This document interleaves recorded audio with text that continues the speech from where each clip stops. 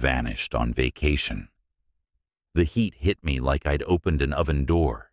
Humid, heavy, salted by the sea, diesel and sunscreen and something sweet frying in oil.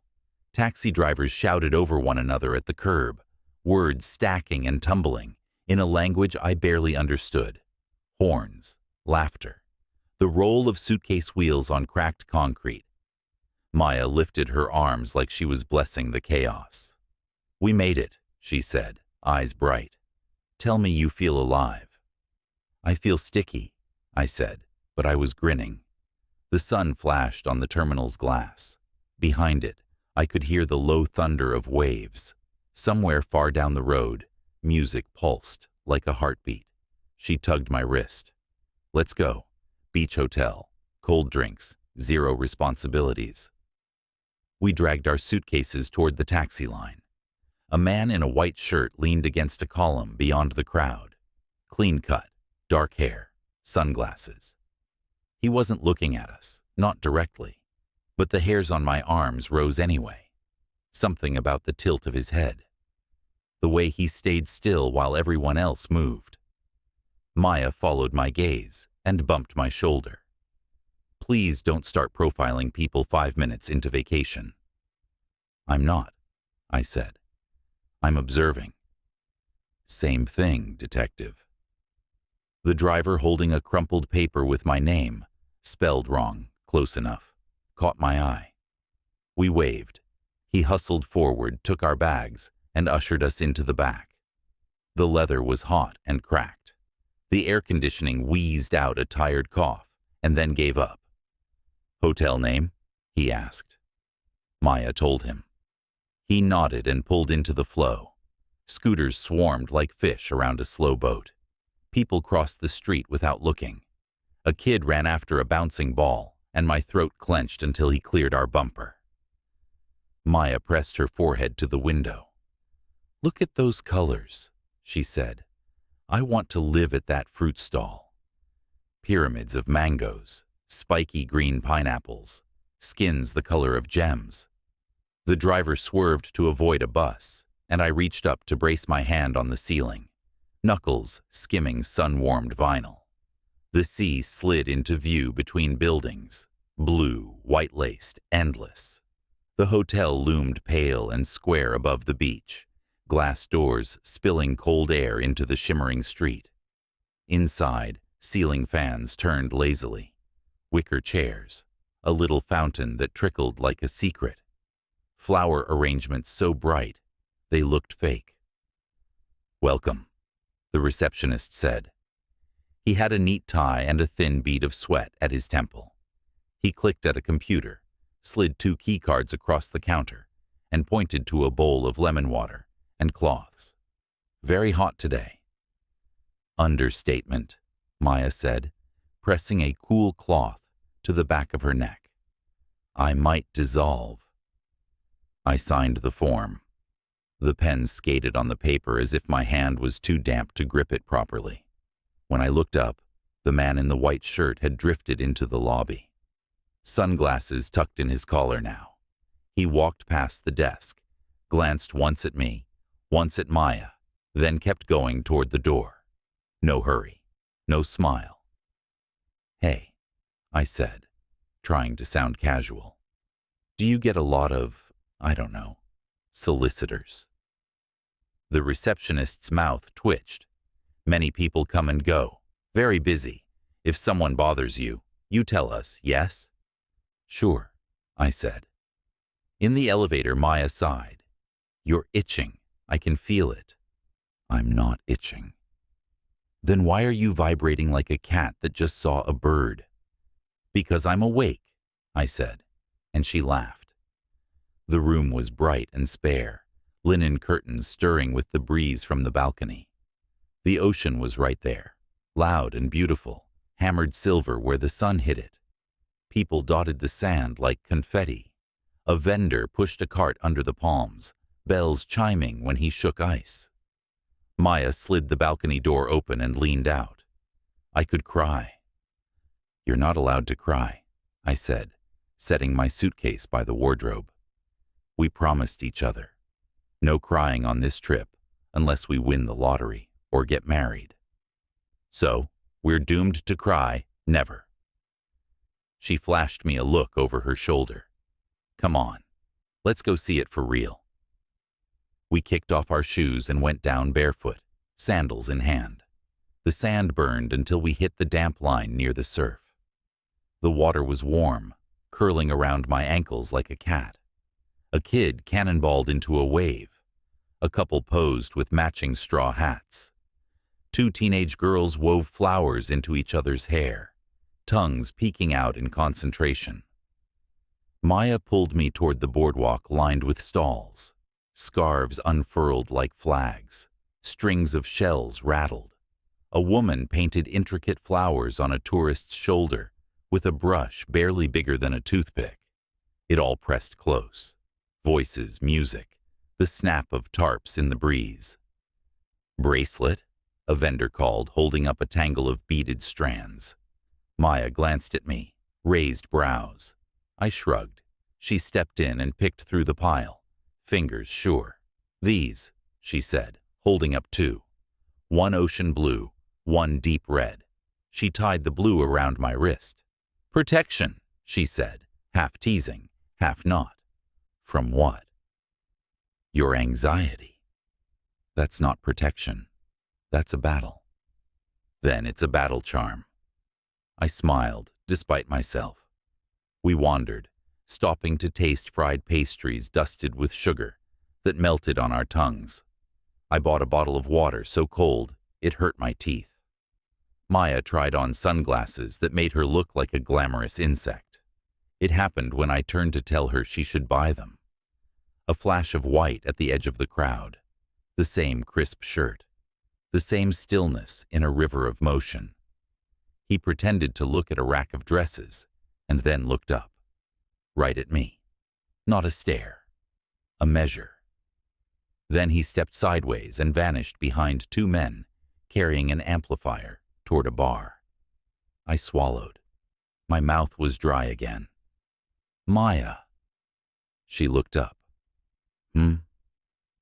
You see that guy? From the lobby?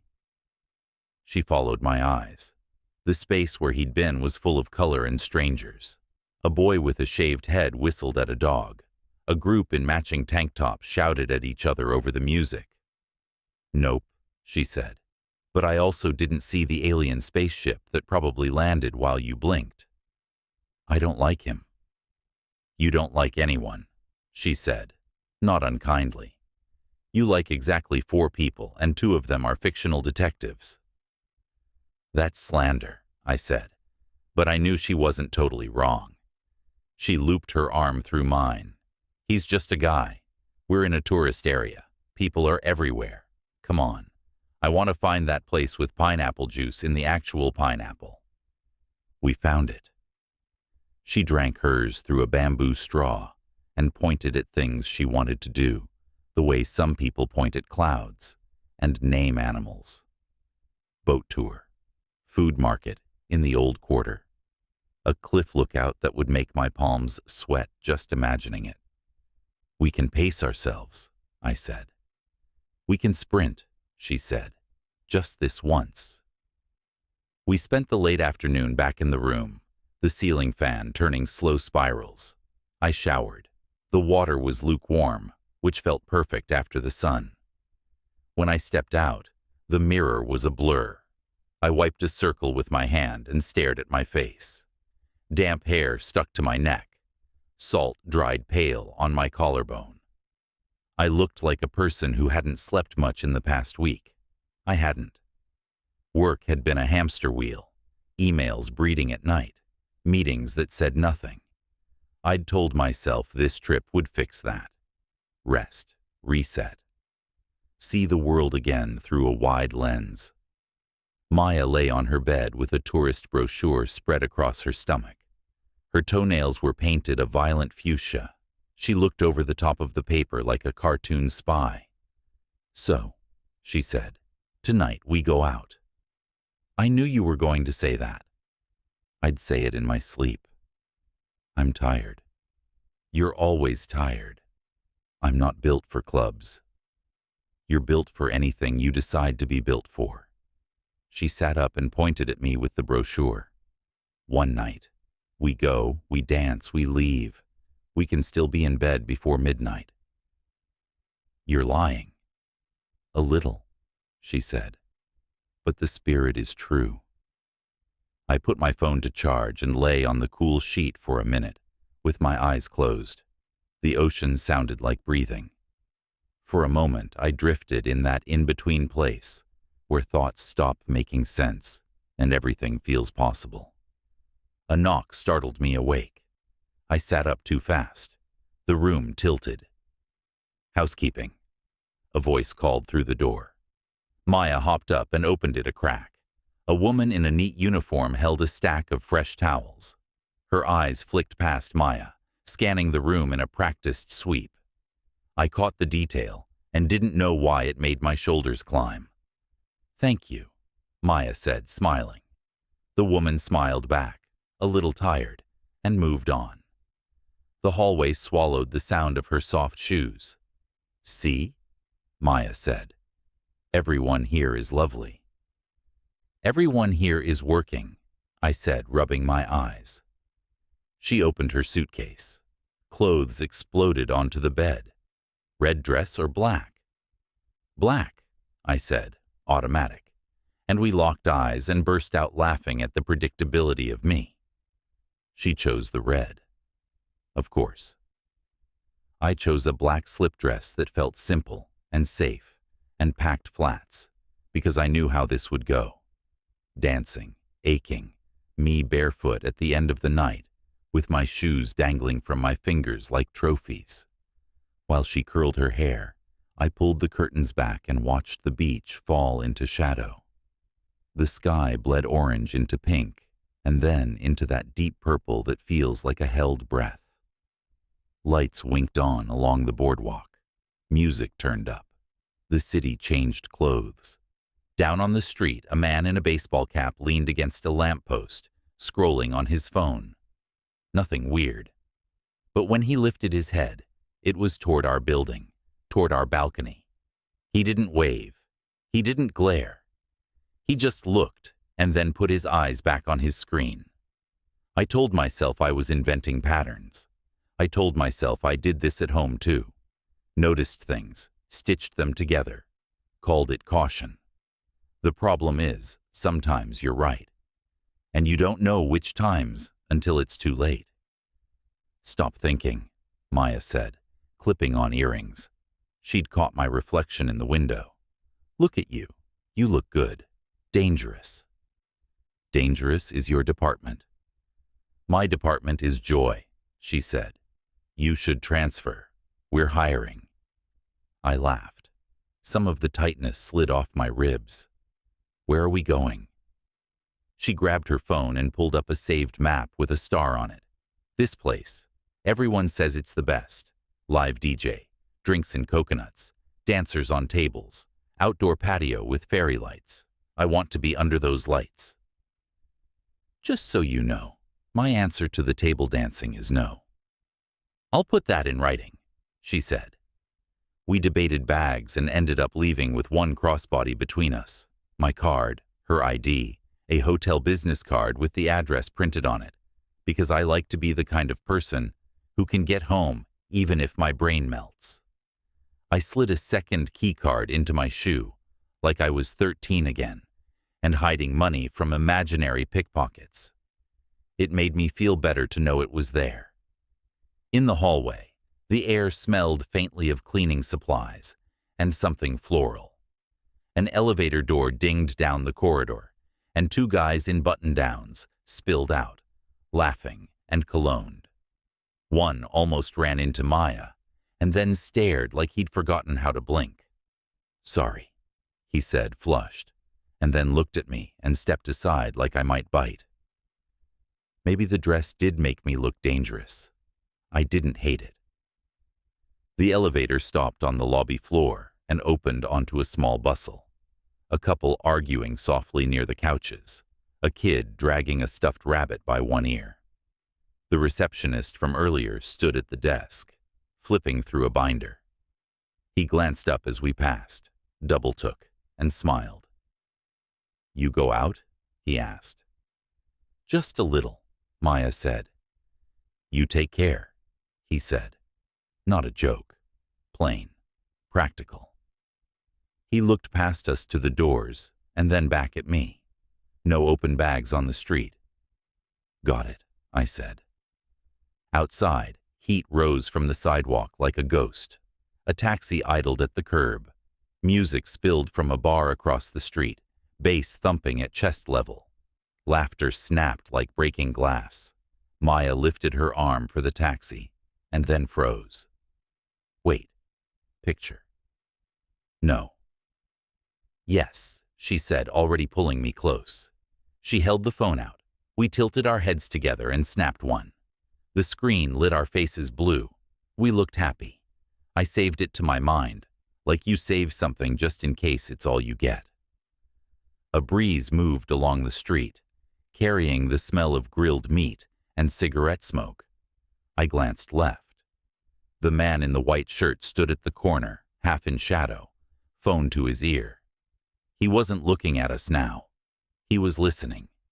His hand pressed flat over the other ear to block out the noise of the street. His gaze flicked once toward our hotel doors, and then away. "Claire," Maya said, tugging my hand. "Taxi." "I know," I said. I made myself turn. I made myself let it go. The taxi driver rolled down his window. "You need ride?" "Yes, please," Maya said. She climbed in and slid to the far side. I hesitated long enough to scan the street one more time. The man at the corner shifted, faced away, and started walking in the opposite direction. He blended into the people, became a shirt in a crowd, then a memory. I got in the taxi and closed the door. The street noise muffled. The world shrank to the smell of vinyl and the faint lemon of the dashboard cleaner. The driver tapped the meter. "Where to?" Maya told him the club's name. He nodded. "Very busy tonight." "We like busy," she said. I watched the hotel slide away in the mirror. Then I took a breath and told myself to be here. Not at my desk, not in my worry. Here, in a city that pulsed and sang and tried to hand us a good night. "Hey," Maya said low, like she was offering a truce. "Thanks for coming with me." "Where else would I be?" "You could have said no." "I don't want to miss your bad dance moves." "You love my dance moves." "I love you," I said, because it was true and easy and felt like a coin dropping into the right slot. She smiled and looked out the window. Lights smeared across the glass as we turned onto a street that climbed toward a ridge of neon. I pressed my palm to the cool stripe of air conditioning wheezing from the vent and let the city's heat push against the windows like a living thing. The driver changed lanes. Scooters darted. Someone shouted. A car door opened into traffic and we braked hard. My seatbelt bit into my shoulder. Quick, sharp, alive. A man in a baseball cap stepped back from the road holding a foil-wrapped sandwich, scowling at nothing. He looked up as we passed. For a blink, our eyes met through the glass. No recognition there, just a person in a city full of strangers. The taxi rolled on. I sank into the seat and let the rhythm of the street pound into me until my thoughts bounced and scattered. Maya touched the bracelet she'd tied around my wrist. "Battle charm," she said, voice barely above the wheel's hum, "in case you need it." "I'll save it for after midnight," I said. "Deal." The driver turned down a narrow street strung with lights. Music tumbled out of doorways. The air grew warmer, thicker, like standing too close to a grill. People moved in clusters, glitter on their eyelids, laughter spilling reckless and bright. Up ahead, I saw a sign I recognized from Maya's map. She bounced once in her seat and gripped my arm. "This is it." "Remember," I said, "we leave early." "Totally," she said, and didn't even try to keep a straight face. The taxi nosed up to a curb glowing under a neon sign. Bass thumped through the glass like a second heartbeat. Heat spilled out the doors, tangled with perfume and sweat and lime. A line curled along the wall. The bouncer checked IDs under a harsh light that made everyone look a little otherworldly. Maya squeezed my hand. "We're doing this," she said, and flashed a smile that got us waved through faster than I expected. His stamp hit the back of my hand, cold and damp, ink and lemons. Inside, the sound swallowed us. Lights sliced the room into color. The dance floor moved like a single living thing. The ceiling glittered with tiny bulbs, a net of stars trembling with every beat. Bottles lined the bar in tall, bright rows. Bartenders pivoted and poured and slapped down glasses without missing. Maya pulled me into the crush. Heat curled around my neck. The floor was sticky in spots where drinks had dried. She moved like she had memory in her bones for this place, even though we'd never been here. I tried to loosen, shoulders down, knees soft. Let the bass carry. For a few seconds, I forgot to think. Then the strobe hit. The room froze in slices. A bartender mid-pour, a couple locked at the mouth, a man above us at the rail, looking down with still eyes. The strobe cut out, and the world flowed again. Maya leaned close to my ear. "Water," she mouthed. I nodded and pointed toward the bar. People pressed shoulder to shoulder. We slid through with the slow persistence of fish. At the counter, the air moved a little more. A girl beside me shouted for 2 of whatever he's having, pointing at a stranger like it was a menu. A guy drummed his fingers on a card until a bartender snatched it without looking. Glasses clinked. Citrus burst in the air, sharp and clean for a second, before the room swallowed it again. He stood 2 seats down. Dark jacket. Shirt that fit like it had been made for him. Hair neat, not a strand out of place. He didn't scan the room the way most men did, eyes hunting. He watched like he already knew. When his gaze landed on Maya, it felt intentional, not surprised. He stepped closer, not into our space, but near enough to own it when he wanted. 2 mojitos, Maya told the bartender when she caught his eye. Extra mint. And water, I added. The man slid a bill onto the bar like he was placing a bet he knew he'd win. "Allow me," he said. Soft voice. Could have been from anywhere. He gave me a look, too, quick, polite, like he understood the rules. "You don't have to," Maya said, smiling anyway. "It's a welcome," he said. "First time here." "Tourists," Maya said, tapping her chest. Then mine. "First night." We picked the loudest place on purpose. He laughed a little like he appreciated honesty. "Loud can be the best thing," he said. His eyes didn't linger too long anywhere. The bartender returned with the drinks, smacked the mint between his palms, and the scent cut through the heat like a green ribbon. "Thank you," I said, because courtesy costs nothing and sometimes keeps you safe. "To first nights," he said, lifting his glass. "To last nights," Maya said, and clinked. He smiled at that. I drank the water and felt the cold hit the back of my throat. His watch caught the light. Gold and quiet. He didn't ask our names. He didn't give his. He mentioned the patio, fresh air. Better if you want to talk. He nodded toward the glass doors where fairy lights hung in vines. A woman laughed out there, head back, sound bright and clean. "We might check it," Maya said. The bass swelled. The dance floor rose and fell. The man watched the room like a host, making sure the party stayed under control.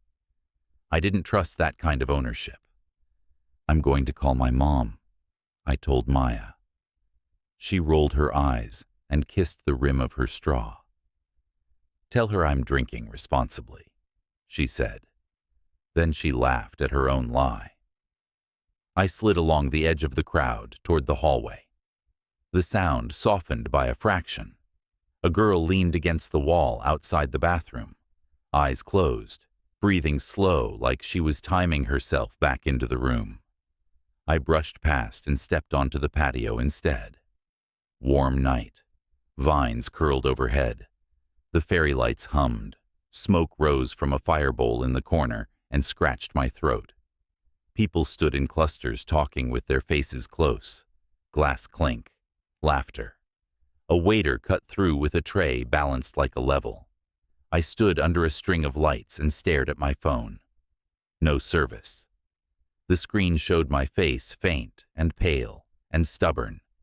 In the corner, a man in a cap spoke quietly with a bartender on break. The bartender nodded like he already knew the story. The capped man's posture was familiar. Still. Patient. Eyes alert without moving much. I felt watched for half a second and then not. A feeling like a draft under a door. I tucked my phone away. Don't be dramatic, I told myself. You do this at home. You make maps in your head. You connect dots that aren't dots. The glass door slid, and the man in the jacket stepped out. He didn't look at me. He glanced toward the corner. He touched his wrist like he meant to check his watch, and instead pressed a thumb into a tendon. Stress. Or an old habit. A cigarette flared in his hand. The light cut a quick shape over his face. Calm. Practiced. I stepped back into the main room. The bass swallowed me whole. The dance floor surged. The lights struck, held, released. I threaded back to the bar. Maya was laughing. The man in the jacket stood close now, elbow on the counter, giving her space while still owning the conversation. Her glass was lower, her smile looser, her pupils wide and soft. She reached for me, arm around my shoulders, like I'd come back from war. "You took forever," she said into my ear. "No service," I said. I looked at the bartender. He didn't look at me. He tilted a glass at the sink, then looked over once, quick, like a warning. "Careful," he mouthed. I didn't know what that meant yet. "We should pace," I told Maya. "Water." She made a face but took the glass I slid toward her. The man smiled like we were charming. The DJ punched up the volume. The floor jumped. "Dance with me," Maya said. "One song." I wanted to argue. I didn't. We pushed into a pocket of space where the lights were softer and the air moved more. Maya's eyes closed. Her arms went up. For a second I saw us at 14, her in a messy bedroom, me laughing so hard I couldn't breathe. The feeling hit me in the ribs. Love can hurt without warning. "Promise me you'll try to like this," she said, forehead to mine. "I promise," I said, and meant it. We moved. The bass rattled my bones. Heat slicked down my spine. A guy drifted too close, then floated away again. A woman bumped me and pressed a quick sorry into my arm with her fingers, then disappeared. The strobe froze the room again, and I saw the white shirt up on the rail, then on the stairs, then gone in the flow. Not the jacket, the other one, the one from the lobby. My skin prickled. Maya smiled at something behind me. I turned. The man in the jacket had shifted closer. He didn't intrude. He didn't ask. He lifted his chin in a greeting like he'd been invited. Maya laughed and bowed, like she had accepted an award. She tugged me back toward the bar. "Another?" the bartender asked, chin at her glass. "No," I said before Maya could answer. "We're good." "Boo," Maya said, but she let the glass sit. Then she took a tiny sip anyway. I watched her hand, steady, then not. She blinked a little slower than before. "I need to step out front," I said. "Call will go through there." I held up my phone, a prop in a play. "Tell your mom I'm an angel," she said. "She'll never believe me." The front door opened to heat and a rush of night noise.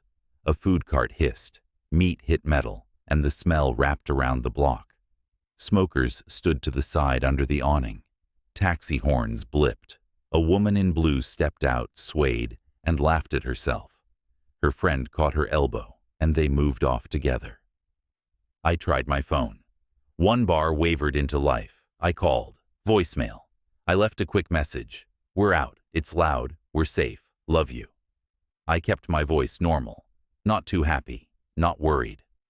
Middle. A black SUV rolled slowly past. Windows tinted.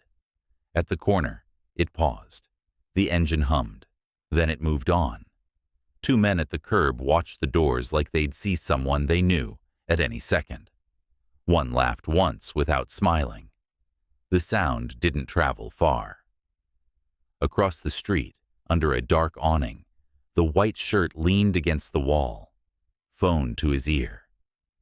He looked toward the club entrance. He didn't look at me.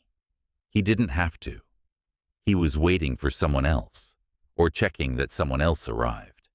I went back in. The bass hit like a wave. Our spot had shifted. The bartender met my eyes and flicked his gaze left. I followed the signal.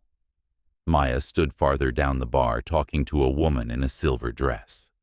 The man in the jacket was gone, his place marked by a folded napkin, numbers lined across it, a phone number or a code. Maya had drawn a heart at the end of the row like a joke, or not. Ready to go, I said lightly. We promised. Early night. All ready, she said, exactly like I knew she would. The woman in silver smiled at me, amused, not unkind. Fries, I said. There's a cart outside that smells like heaven. Then bed. Big day tomorrow. Maya made a face, then gave me a theatrical sigh. One more sip, she said. She took it. When she stood, the room tilted for her. I felt it in the way her balance shifted. I slid an arm around her waist. She leaned in for one step, then straightened. I'm fine, she said. She wanted me to believe it. You're fine, I said, because sometimes you say the thing you want to be true and drag it into the world by force. We threaded toward the door. The crowd opened and closed around us. The glass to the patio slid. Cool air rolled in, smoke and laughter and the metallic click of a lighter. The main doors stood ahead. The bouncer watched. The line outside still pushed under the awning. I glanced back once. The jacket didn't reappear. The white shirt wasn't in sight. The little space under my ribs that knows when to get small hummed. The night outside felt almost clean compared to the inside heat. The food cart sizzled. The woman behind it flipped skewers with fast wrists. Salt bit my tongue as soon as we got close. We bought a paper cone and ate with burned fingers, laughing because the pain felt good after the noise. A taxi rolled up, and a group of men piled in. Another idled. The driver leaned an elbow out, cigarette between fingers, ash long and unbroken. We stepped to the curb. A man in a cap stood at the corner, hands in his pockets. He didn't cross when the light changed. He turned his head slightly, listening like he had wires for ears. I raised my hand. The taxi blinked. The lock popped. I opened the door. Maya slid in with a grateful sound and let her head fall back. I gave the driver the hotel. He nodded, checked the mirror, pulled into the stream. You are a good friend, Maya said without opening her eyes. I know, I said, and she laughed a little. Her hand found my wrist and squeezed.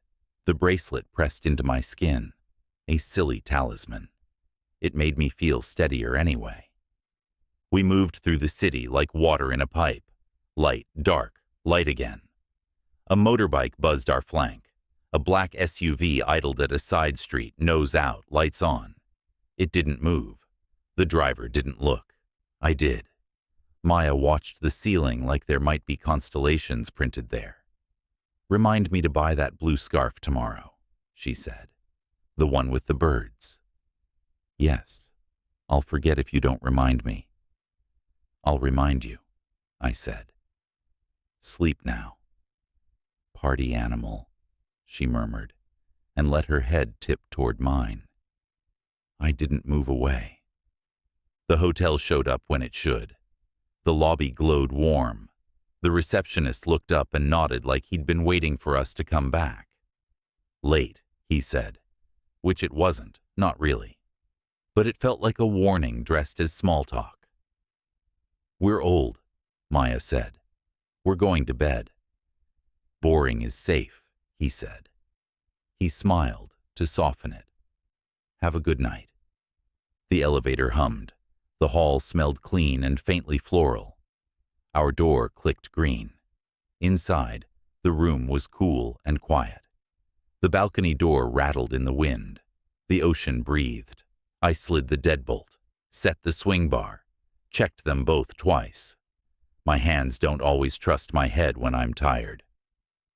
Maya dropped her bag and collapsed onto her bed. I handed her a glass of water and watched her drink, the line of her throat moving. You okay? I asked. I'm fine, she said. Don't make grandma noises at me. I smiled. I plugged our phones in. I set my bag under the table. I lined my shoes by the door. I closed the curtains most of the way and left a sliver so I could see the sky. The ocean roughed at the shore.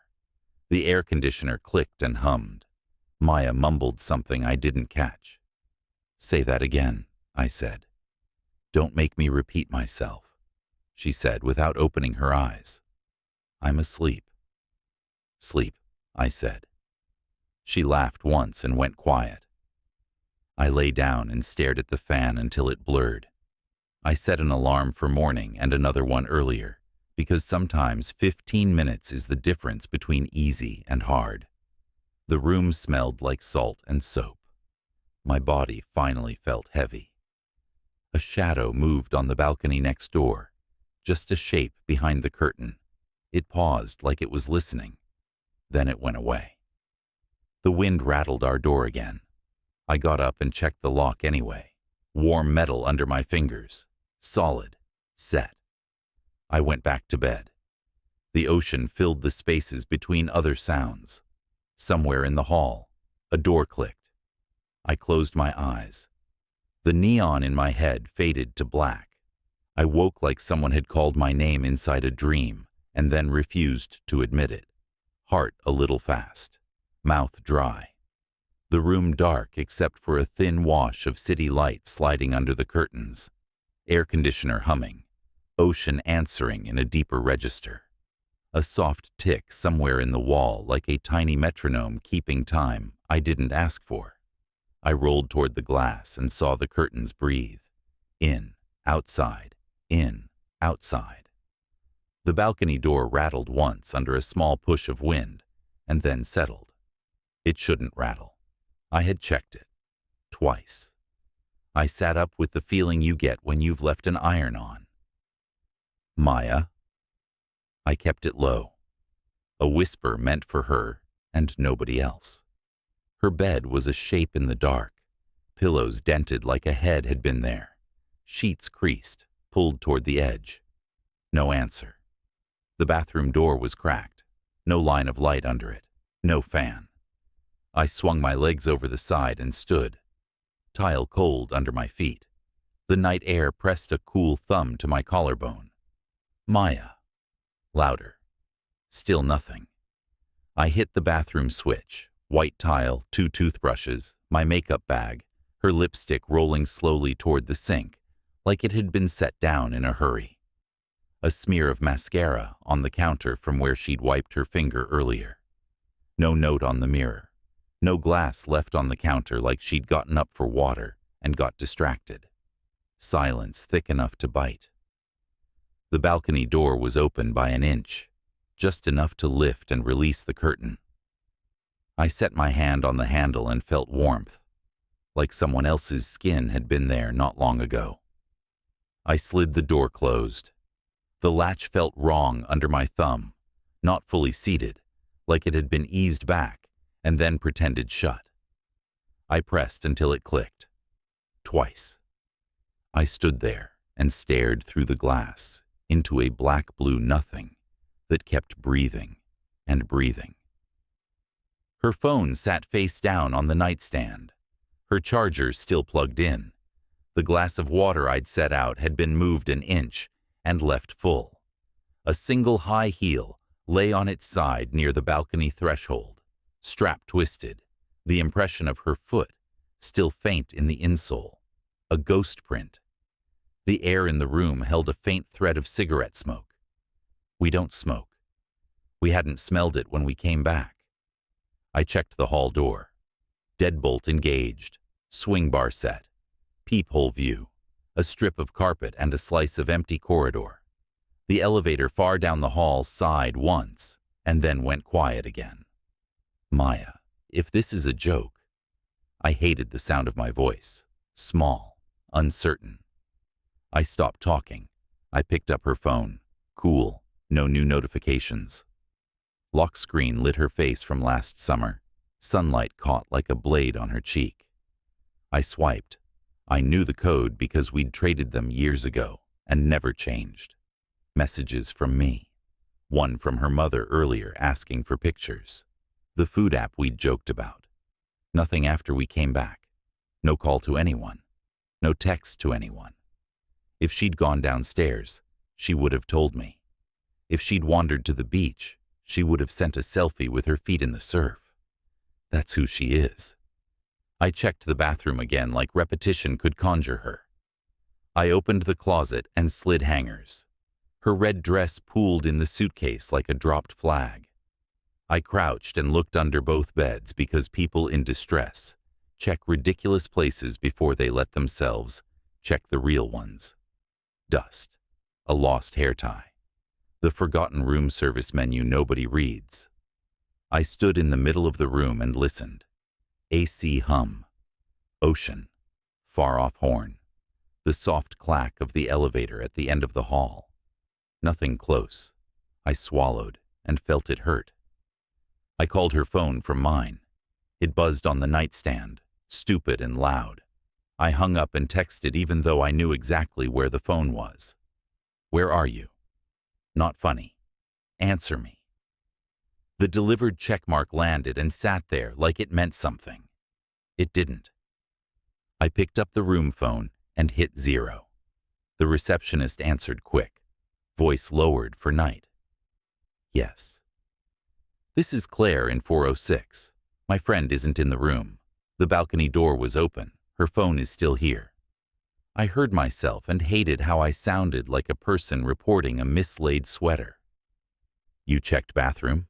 The bar? He asked, gentle, like asking a child if they've looked under the bed. She doesn't have her phone, I said. She doesn't go anywhere without it. A pause. A soft click like he covered the receiver with his hand to think. You want I send security to your floor? He said. We can check hall, elevator. Yes, I said. Please. I put the phone down and stared at the door until the knock came. 2 quick taps, and then one more. I opened. A stocky guard stood there, clean uniform, eyes awake. He looked at my face first, not past me. Good evening, he said. You call. My friend is gone. I told him the same details again. Balcony, phone, shoe, smoke. His eyes didn't dart around. They stayed steady. He stepped inside without making the room feel smaller and checked it piece by piece the way people check when they're used to finding answers others miss. Bathroom, closet, under the bed anyway. He pressed his palm to the balcony glass and looked at the print it left. He slid the door, touched the latch, stepped out, and leaned over the rail to look at the lines of balconies left and right. You locked this when you sleep? He asked, touching the latch again. Yes, twice. He nodded, thinking. He looked up where the dividers between balconies didn't quite reach the ceiling. A gap the size of a forearm. No camera this side, he said. We have hall, lobby, elevator. He checked the hall door, swing bar, deadbolt. He nodded again. "We go down," he said. "See camera for hall." "I'll come," I said, already sliding my feet into flats. The world narrowed to 2 lanes. Do something or don't. Sitting wasn't an option. In the lobby, the lights waited at half strength and made the place look like the set of itself. The receptionist stood, concern crowding his face. "We call police if you like," he said, already reaching for the phone. "Or you want to call first?" "I'll call," I said. I pulled my phone out. My fingers didn't feel like they belonged to me. I found the number online, pressed it, listened to it ring. It picked up. The operator sounded competent and tired. "My friend is missing," I said. "Hotel room. Balcony door was open. Her phone is here. She doesn't do that. We were together, we came back, and now she's gone." "What is the time?" she asked. I told her. "She may return," the operator said. "Many people after night out, they go walk, they go with friend, is normal. If she is not back in the morning, you go to the station or we send patrol." "She left her phone," I said. "Her ID might be missing. I don't know if it's missing because I don't know if she put it back in her bag. We had it earlier. We went to a club. We came back together. She wouldn't walk out without telling me. Maybe she meets someone," the operator said, not unkind, like she had to lay out all the boring explanations before she could write down anything else. "In the morning." "I can't wait until morning," I said, and felt the clamp of panic hit and heard it in my voice. "Please, can't you send someone to check the floor, the cameras, something?" The pause on the line got heavier. "We have many calls now," she said, and then she softened. "If there is force, you call again now. If you see someone with her, you call. If in the morning, she is not there." "I'll call again," I said, because I knew she couldn't conjure a car from nothing. I hung up and looked at the receptionist. He held my gaze like he didn't want me to feel like I was doing this alone. "We check camera," he said. The security office was a small, cold room with stacked screens looking at places most people never think about. Corridors, elevators, lobby doors. The guard scrolled through our floor in fast forward until we blurred. He slowed at our door. He rewound, played again. The night replayed in gray. Me leaving barefoot minutes ago. Me returning with him. Before that, the elevators opening and closing for strangers on other floors. A shadow at the end of the corridor where the stairs were. Someone passed across the frame and didn't look up. Cap pulled low, a face made small by the brim and the angle. He didn't stop. He didn't linger at any door. Just a glide down the hall and then gone. A different camera caught him at the stairwell. Same Cap. Head turned away. The timestamp sat 15 minutes before I woke.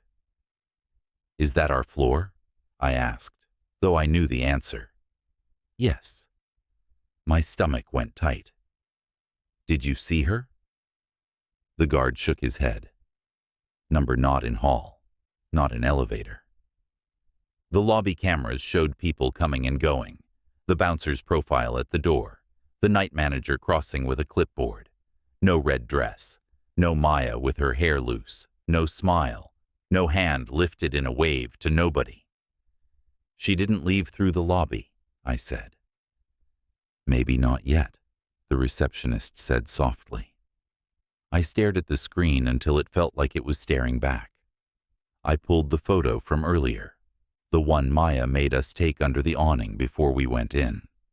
Her grin too bright, my eyes on the corner. In the background, under the dark awning across the street, a white shirt almost lost in shadow. Phone to his ear, head tilted to listen. It looked like nothing unless you'd felt the prickle of being watched, and then the picture became a knife. I put the phone down and breathed slow, until I could trust my voice again.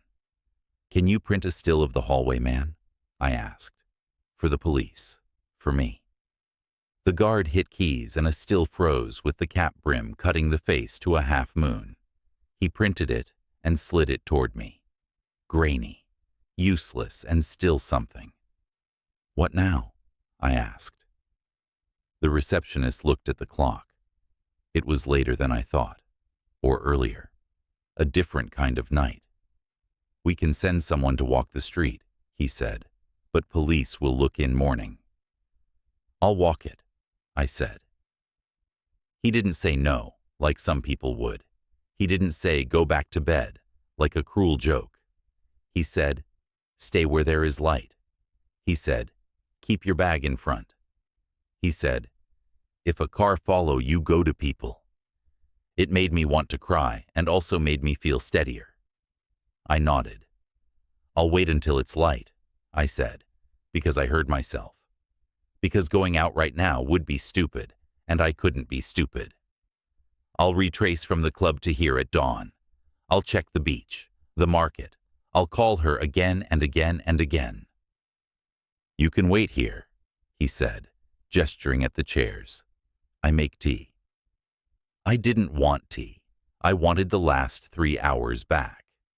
Thank you, I said anyway, and took the cup when he handed it to me, like it might anchor me in the chair and keep me from vibrating out of my skin.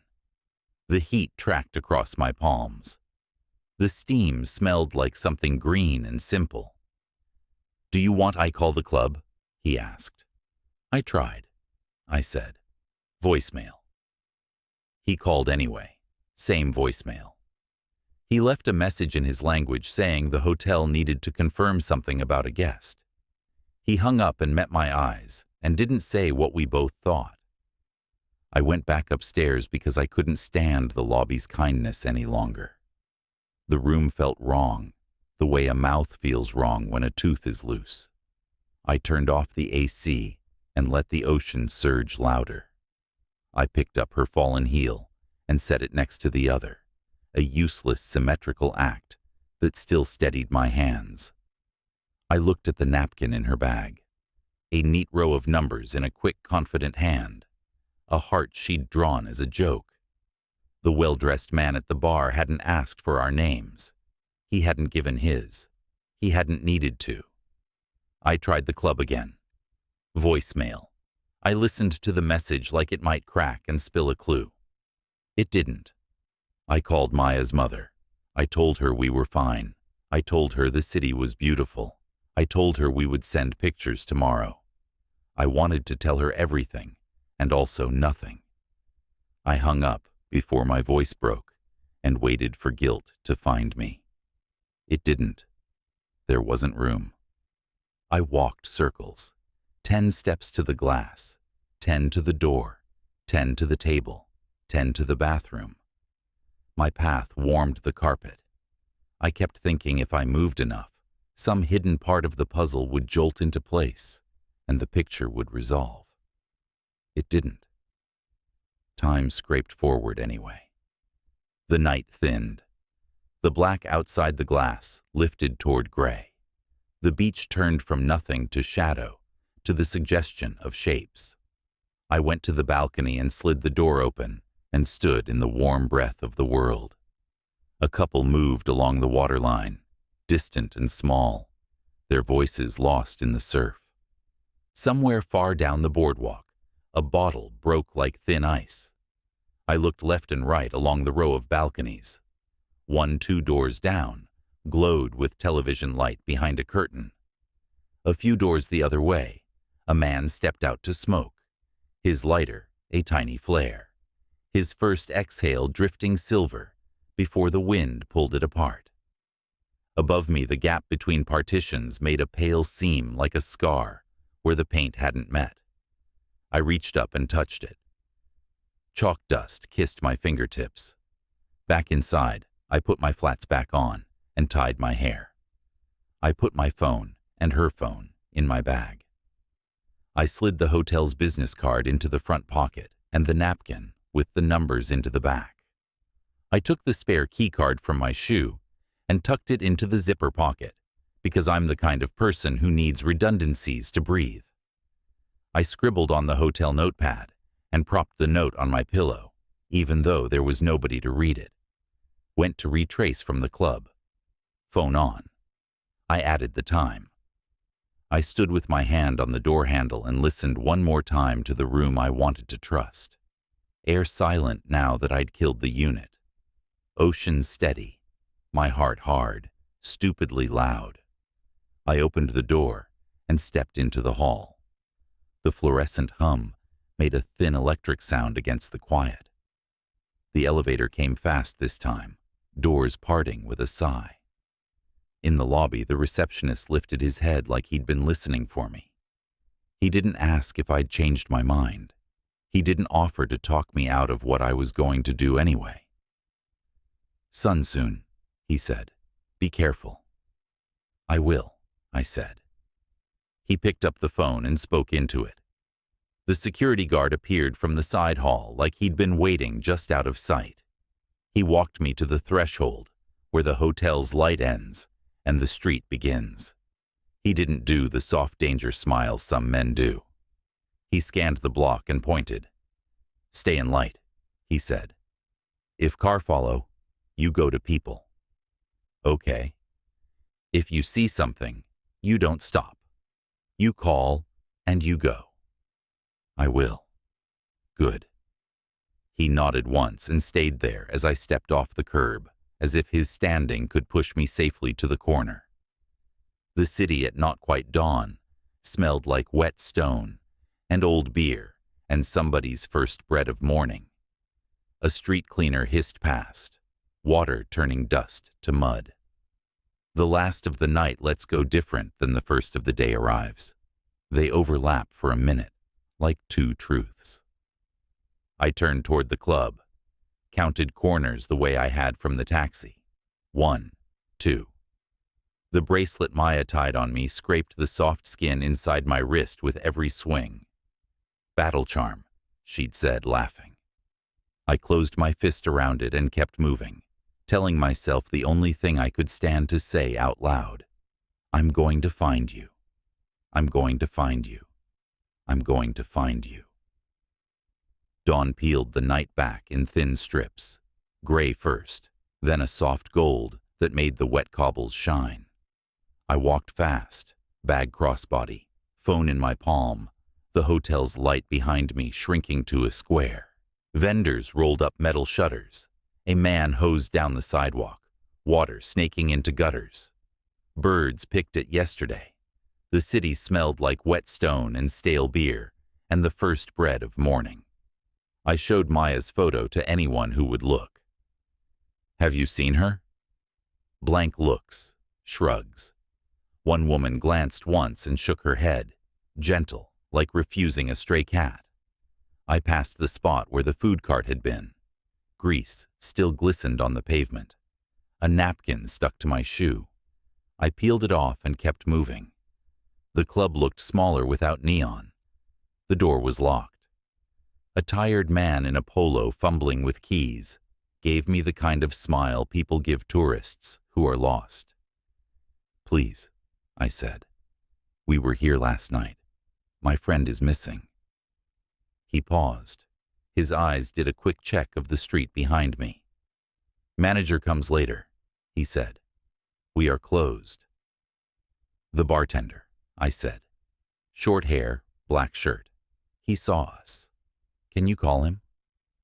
He shook his head like it wasn't that kind of place. "Come back afternoon." "Afternoon is too late." He lifted a shoulder. "Police." "I called," I said. "They told me to wait." His mouth twisted. He unlocked the door and slipped inside, leaving me on the step like a stray. I went around the block, counting turns, tracing our route from last night in reverse. A delivery van beeped as it backed into an alley. The air back there was hot and damp, heavy with the smell of trash and metal. Cats watched from a wall, eyes hard as coins. I saw it before I heard it. The black SUV rolled to the end of the alley and stopped, nose out, Engine low. Tinted windows. Clean. It didn't belong back here. A man in a cap stood on the sidewalk beyond it, pretending to read a taped flyer. He didn't turn his head. He didn't need to. Okay, I told myself. Walk. I walked. Not fast, not slow. I kept my eyes on the mouth of the alley like that was the only thing I'd ever wanted. When the SUV's engine rose, just a breath, my body answered before my brain did. Run. I cut right into a narrower lane slick with overnight wash. A stack of crates blocked half of it. I slipped, caught myself on cold metal, kept going. Footsteps behind me, not running, pacing, saving the sprint for later. Hey. A voice, not loud, not friendly. The word licked the back of my neck. I vaulted a low chain and banged my shin. Pain flashed, quick and white. I ducked under a hanging tarp. It dumped a sheet of water down my back. Breath burned in my throat. My dress stuck to my legs. The lane spat me into a busier street, where the traffic had started to wake. A delivery scooter shot past so close the wind tugged my hair. I stepped into the road. Horns burst open.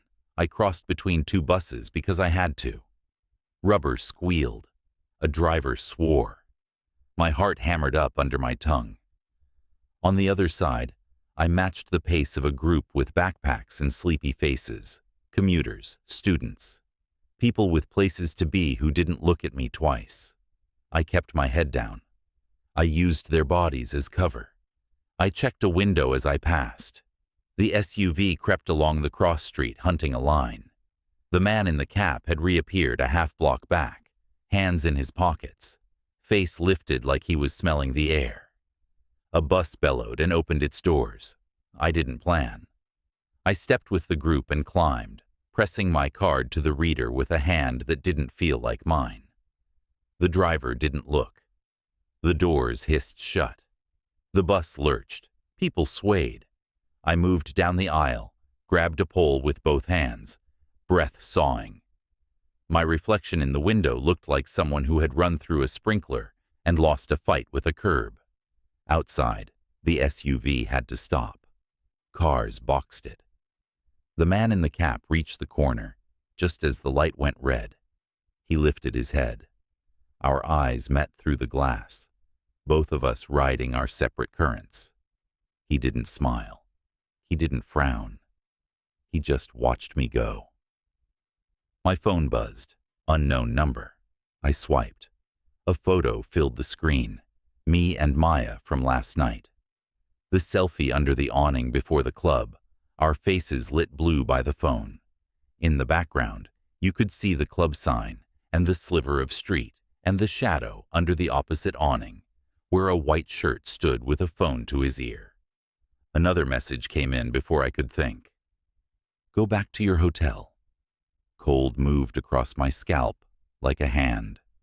Another ping, 3 dots, then stop looking. I didn't breathe for 3 beats. Then I did, because not breathing never saved anyone. I turned my phone face down against my thigh, like that made it less real. A woman beside me frowned at her own screen and sighed. The bus rattled over a seam in the road. People shifted, sleepy and annoyed. The world pretended to be normal and almost succeeded. 2 stops later, I got off. I didn't go straight. I cut left, then right, weaving through streets I didn't know like I did. I looked in every piece of glass. Once I saw only me. Once I saw a shape, half a block back, that could have been anyone. Once I saw a white shirt reflected in a shop window and almost ran. But it was a chef hauling a crate of lemons into a cafe. When the hotel finally rose up, white and square against a brightening sky, I wanted to cry with relief. I didn't. I kept my face and my steps the same. The security guard was still at the edge of the light. He saw me and straightened. You go okay? He asked. Someone followed me, I said. My voice was steady. It surprised me. I got on a bus, I got these. I showed him the messages. He didn't touch my phone. He looked at the screen and then at the street and then back at me. We tell police, he said. Yes. Inside, the receptionist's face went pale when he saw the photo. He made a copy of the number. He called the officers we'd spoken to and used the kind of words that move people. While he talked, I stood by the window and watched the square of sidewalk where the hotel's light ends and the street begins. Nobody lingered. Everyone had somewhere else to be. Please stay here now, the receptionist said when he hung up. They come. I'm not going anywhere, I said. He slid a glass of water across the counter like he was feeding a sparrow. My hands shook a little when I lifted it. I set it down and forced them quiet. The elevator ride to the 4th floor felt too long. The hall felt too quiet. I unlocked our door and went in, and shut it, and bolted it, and set the swing bar, and stood with my back against the wood, like a cliché in a movie. The room smelled like salt and hotel soap. The curtain stirred. I checked the balcony latch again, pressed, solid. I checked the bathroom, empty. I checked the closet, hangers, the red dress. I picked up Maya's phone and set it on the table like proximity might make it ring. My phone buzzed. I flinched and almost dropped it. A new message. Same unknown number. A map pin. A location near the port. No text, just the pin. It pulsed once on the screen like a heartbeat. For a second, the room narrowed to a tunnel. I heard the ocean only as a hiss. The port. Of course the port. People move by water. Fast. Quiet. Gone. Another message. 72 hours. The numbers sat there, simple and obscene. I stared at them until they doubled. Then I forced air into my lungs and out again, and picked up the room phone and called the lobby. They just sent me a location, I said, and a time. The receptionist didn't say, don't go. He didn't say it's a trap. He said, police are on the way. Please keep door closed. Please do not answer if someone knocks. Okay. He paused. You are not alone, he said. We help. I set the phone down and looked at the balcony. The curtain breathed. The ocean breathed. I sat on the edge of the bed and wrapped the bracelet tight around my fingers until it bit the skin. My phone buzzed again. One last message, clean and quiet. Do not make me take you too. I looked at the door, at the lock, at the flimsy swing bar that would buy maybe a second if anyone tried. Then I looked at the clock, counting how fast seconds can go when you don't have enough of them, and I understood two things at once. This wasn't random, and waiting would kill her. I stood. Every nerve in my body felt like wire. I said her name out loud to make the room carry it. I'm going to find you, I said. The knock came then. 3 sharp raps that made the wood jump. I froze. The peephole showed a uniform and a badge and 2 steady faces. Police, a voice said through the door. I unhooked the bar with hands that didn't shake and opened up to the only kind of help I had left. The knock still echoed when I opened the door. 2 uniforms, clean shirts, tired eyes. I stepped back. The room smelled like salt and hotel soap and the metal bite of panic. Claire, the older one said. He showed a badge, tucked it away. Tell us everything since you returned. I told it. The club, the taxi, Maya laughing, the balcony door open, her phone on the nightstand like a dead thing, the texts at dawn, the pin near the port, the warning, stop looking. They wrote while I spoke, their pens scratched like insects. The younger one watched my face as if truth lived there. You reply to the messages? He asked. I called you. Good. He nodded at the window. The curtain breathed. We need your friend's photo. I held up my phone. He shot the screen. The older one zoomed the selfie from last night until the white shirt behind us filled the frame. Shadow. Phone to ear. You know him? No. The word felt like iron. The number that texted you will take time to trace, the older one said. We will alert Harbor Patrol. Do not go to the pin. How long will it take? We have many calls, he said. We coordinate. Coordinate means hours, I said. She doesn't have hours. Sometimes people come back, the younger one said, not unkind. They go with someone. They get scared. They return. She left her phone, I said. She doesn't go anywhere without it. I heard my voice sharpen and forced it down. Please. We're opening a file now, the older one said. He slid a form toward me. Sign consent to share photos and statements. I signed. My hand didn't feel like mine. Any enemies? He asked. Anyone who would do this to you? No. I tried to smile. I'm not that interesting. He let it pass. Stay at the hotel. If they contact you, you call us. Do not meet. What if they stop contacting? I asked. What if they move her? We'll do what we can.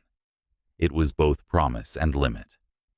They left a card with a name and a number. The door clicked. The room shrank. I stepped into the hall because the air felt bigger there. He was waiting near the ice machine. Dark jacket, open collar. Not the white shirt.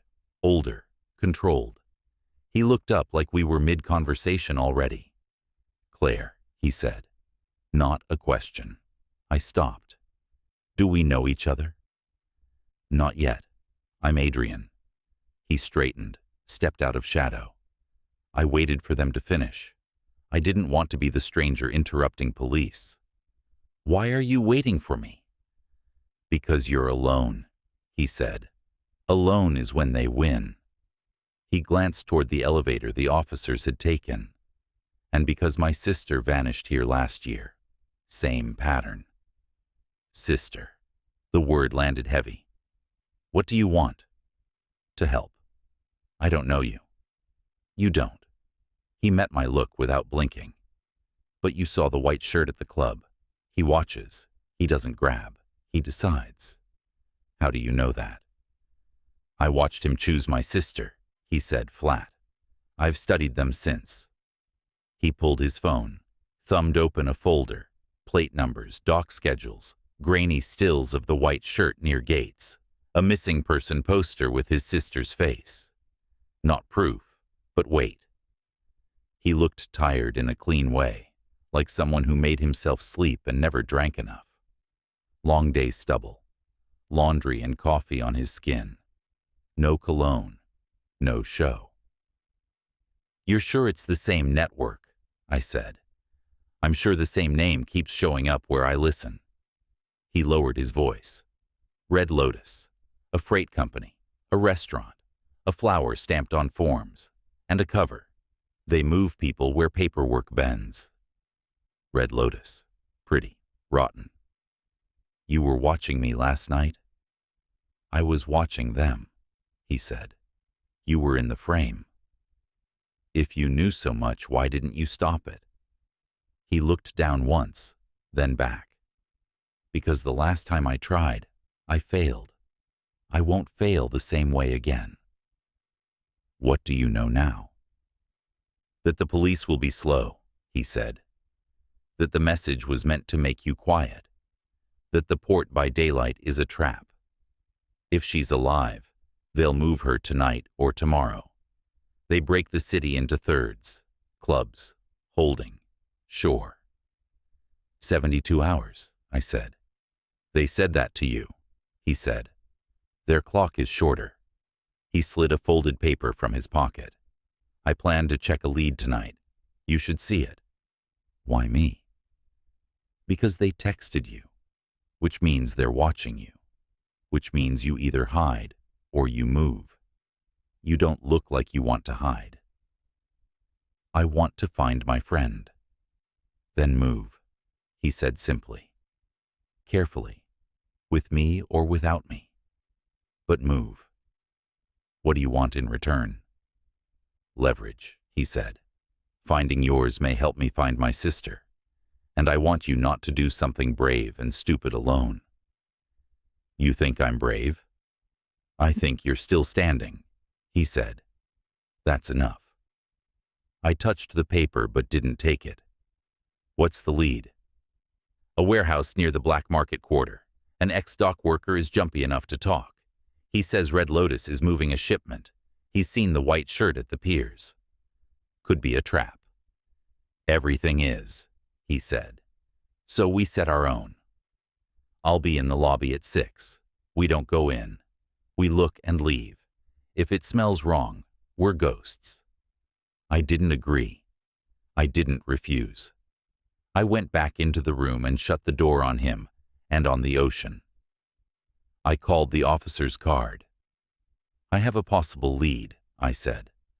A man claims Red Lotus has a shipment tonight. He wants to watch a warehouse near the Black Market Quarter. Who's the man? His sister was taken. He's been watching them. You should not go with him, the officer said. If you have an address, we will send patrol. He thinks there are corrupt officers. Silence. People like to say that. Is it true? Another beat. Don't go, he said. Softer. Stay put. We'll do our work. I don't have the address yet, I said. He wants to meet later. Then tell him to come to us. He won't. The officer exhaled. If he contacts you again, give us the location. Do not meet him. I hung up. The room pressed in. The napkin with the number the man at the bar had left sat like a dare. I didn't call. I was done letting strangers pick my moves. 6 came like a slow storm. The lobby smelled like lemons and coffee.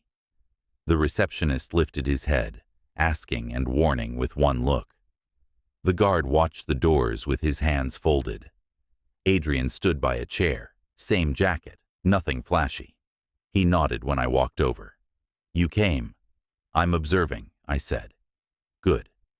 He handed me an earbud and a small black disc. Scanner, local radio, dock chatter.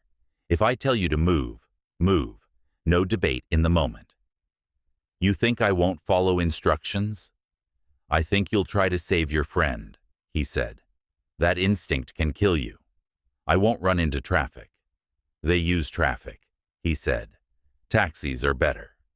We took one. Windows cracked, city air in our mouths. The driver made small talk. Where from? How long? Do you like the food? Adrian answered in 2-syllable truths. I mapped streets and counted turns. Fuel, sea, grill smoke, hot rubber. The night warming its hands. We got out 2 blocks from the quarter and walked. People moved with purpose and low shoulders. A woman counted cash behind a screen door. A boy pushed a cart with boxes strapped to one side. Someone laughed too hard and then went quiet. Edges, Adrian said into the bud. We stay on them. If I say left, don't ask which left. You do this often? I whispered. Often enough, he said. Not enough to be bored. Yellow bulbs hung low, turning corners into bruises. The air tasted like frying oil and damp cardboard. A generator throbbed under cheap pop from a bar.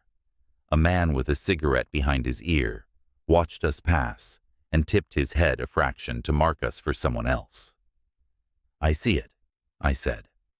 I assume we're seen, he said. That makes me careful. He took a narrow lane where pavement gave up to packed dirt. A dog looked at us and decided we weren't worth the breath. At the end, a chain-link fence guarded a lot of crates with painted-over marks. An office box on stilts held a single lit bulb, the color of old tea. A man waited at the fence. Cap low, hands in pockets. He didn't look at us when we stopped. Adrian angled his body to give me shadow. "Talk," the man said, "then go." "You called," Adrian said. "Shouldn't have." The man's eyes flicked to me and off. "You bring her why?" "She's why," Adrian said. "Her friend is gone." "Then she should run," the man muttered. He jerked his chin at the crates. "They move soon."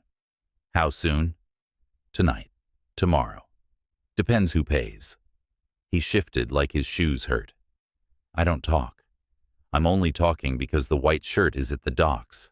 You see him, you count to 3 days and pray." He touched the fence, flinched. "You didn't hear that." "The address," Adrian said. The man slid a folded scrap through the fence, warm from his palm. Adrian pocketed it, without looking. "You see women moved here?" The man's eyes hit mine, slid away. "I don't see," he said, and meant I see too much. "Cops, some help. Some get paid to lose forms. Don't come back." Far down the lane, a motor coughed. A scooter's headlight pricked and went dark. Waiting. "Time," Adrian said. "We don't go back the way we came." "How then?" "Like we're bored." We cut through a row of stalls. A woman sold phone cases and sunglasses and creams with labels in 3 languages. I bought a bottle of water. I didn't want to have a reason to stand. The cap snapped. The water tasted like plastic and relief. "Left," Adrian said. I went left. "Right." I went right. He kept himself between me and the street until we found a brighter corner. A bus wheezed past, and I stepped like I might catch it, then didn't, just to ruin anyone's rhythm. On a wider street that smelled like a storm that hadn't bothered to arrive, we found a taxi. Adrian let me in first, scanned mirrors, slid in. "Okay?" I asked as the car pulled away. "I don't like variables," he said. "Is that what I am?" "You're the point," he said. "Everything else is variables." "What's on the paper?" "We read it where eyes are tired," he said. Back at the hotel, the receptionist stood like he'd been holding his breath. The guard's gaze ran over me, quick, counting limbs, looking for panic. He nodded once. "Still here." In the elevator, Adrian unfolded the scrap. A street, a number, 1 word crammed at the bottom. Lotus. "Tomorrow," he said. "We watch. We don't enter. We learn the rhythm. People are easiest to read when they think no one is watching." "If Maya is there?" I asked. "Then we don't get her killed by being impatient." The doors opened. We make them fight on their habits, not ours. "I don't have time to be patient," I said. "You don't have time to be reckless," he said. "Eat, try to sleep. Dusk, we move." "I won't sleep." "Then lie down and pretend," he said. "Pretending keeps you alive." He turned, then stopped. "They will test you," he said. "Call, threaten, beg. Do not go anywhere alone. If you must move, call me first." "Why trust you?" "You shouldn't," he said. "Trust locks, trust gravity, trust the fine hair on your arms, and use me because I've failed at this and won't fail the same way again." He left me at my door. Inside, I set the earbud beside Maya's phone and stared at the scrap until the letters blurred. I touched the bracelet she tied on me and felt the small bite of its knot. "Hold on," I said into the room. "Please hold on." I lay on the bed without undressing and watched the fan until it turned solid. I counted breaths, waves. I made a vow small enough to fit in my mouth. "Tomorrow we move." Adrian met me in the lobby and didn't waste words. A nod, a look at the door. Move. We took the service corridor again.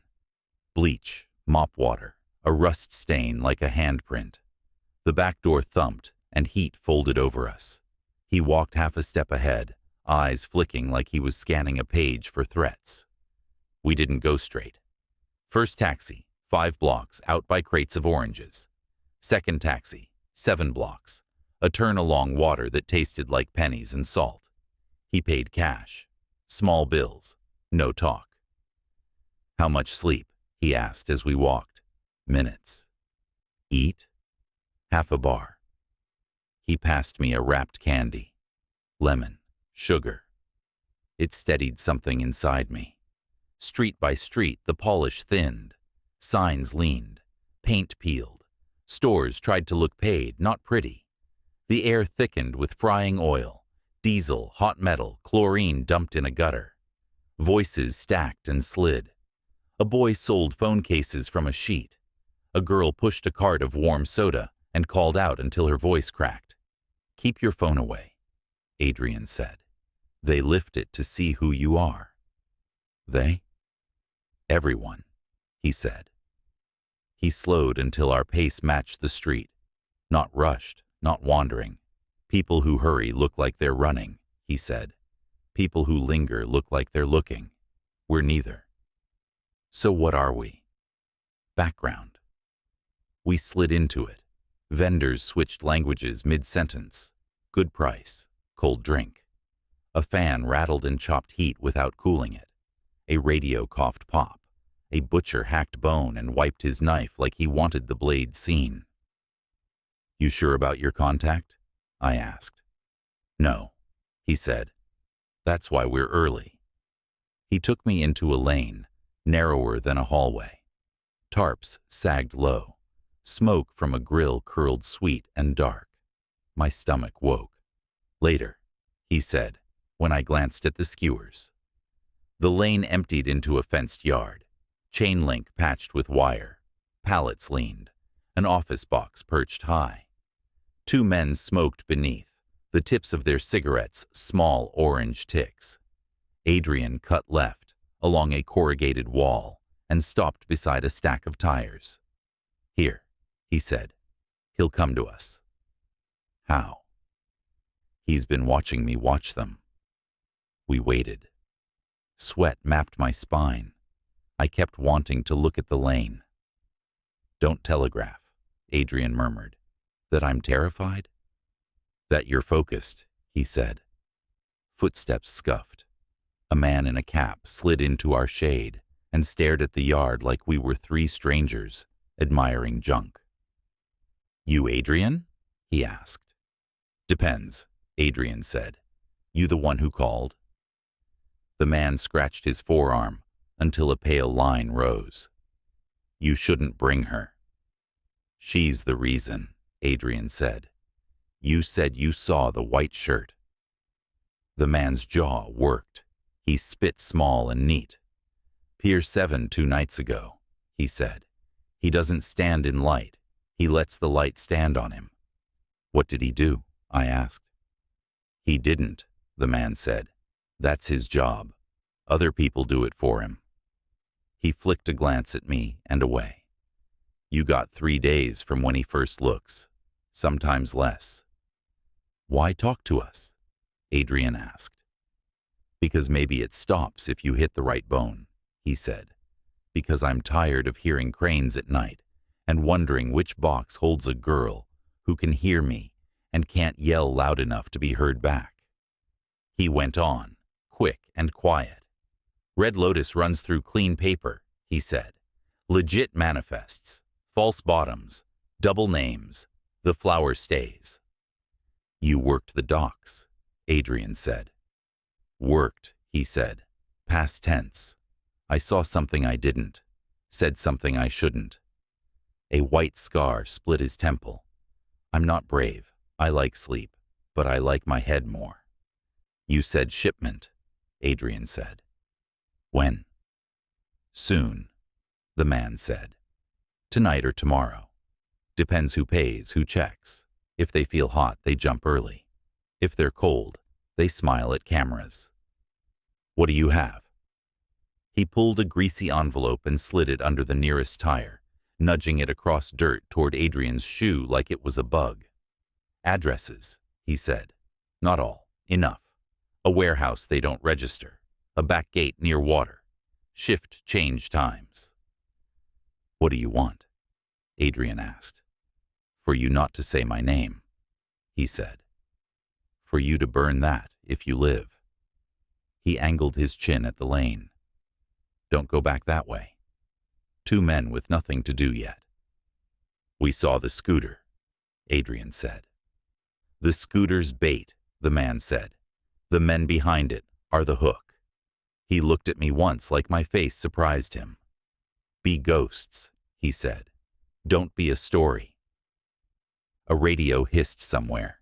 The smokers crushed their butts. Adrian gave a small nod. The man slid back into heat and noise and was gone. Move, Adrian said. We moved. We went toward noise. Noise eats eyes. We flowed along tables piled with knockoff perfume and cords that promised fast power. Hold, he murmured, when a woman dropped a box and four men bent to help. The crush burped and settled. We slid past. A girl waved scratch-off cards at me like luck came laminated. Her bangles chimed. I watched my reflection in her sunglasses to see who watched me. Someone did. Not close. Not far. Still. Patient. Left, Adrian said. I went left. Eyes forward. Marked. I whispered. Assume yes, he said.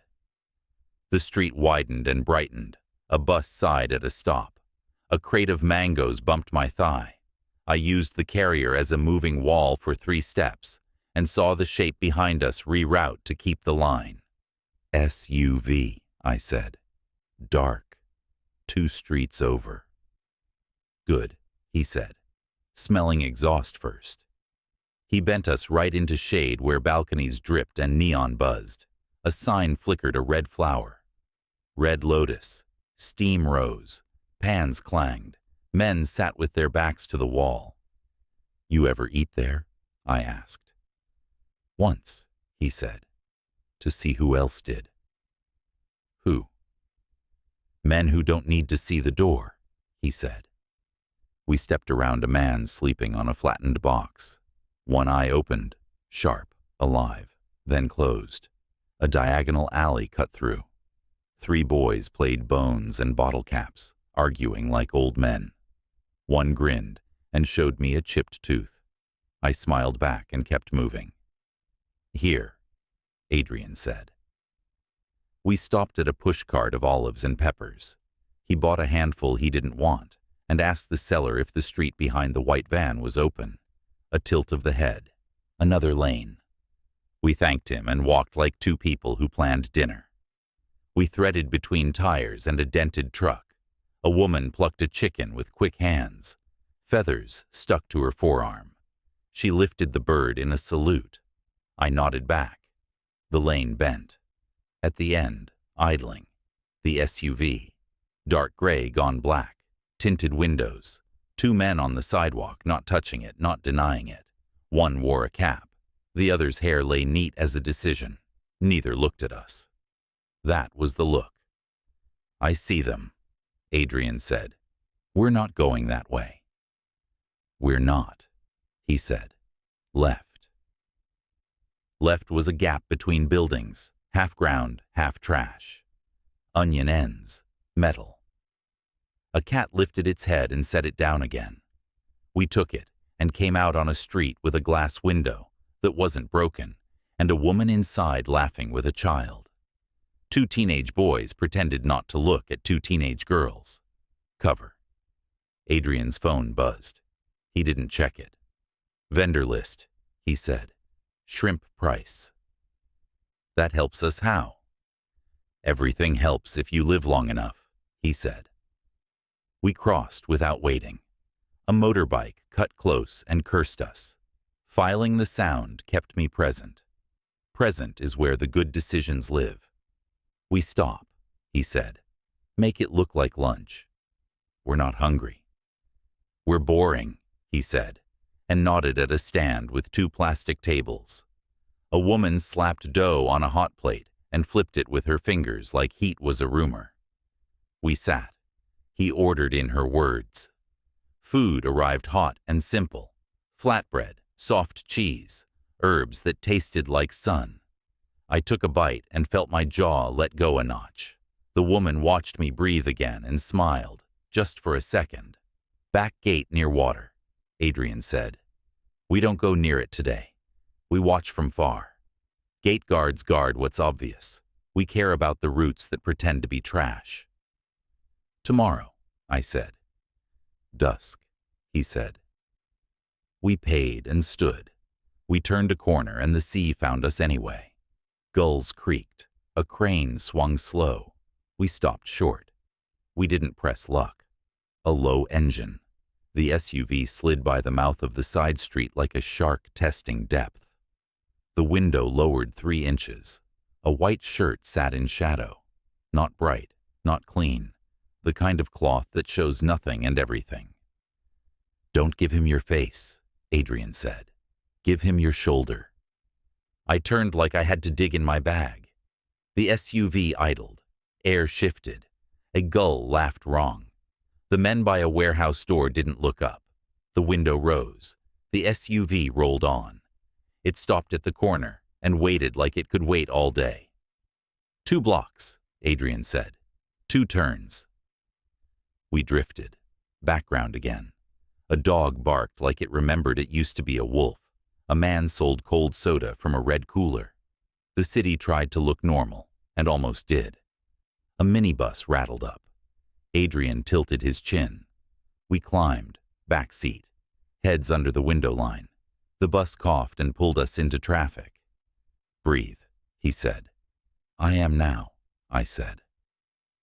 We got off after 4 stops near a roundabout where nobody believed in lanes. We walked 3 minutes and ducked into a shop where bright plastic buckets hung like fruit. "You saw the right things," Adrian said. "I didn't freeze," I said. "That's the point," he said. "Freezing kills more than running." "What now?" "We memorize and burn," he said, patting the envelope. "We eat later, sleep minutes if we can. Dusk, we watch the address. If we get a plate, we get a route. If we get a route, we get a schedule.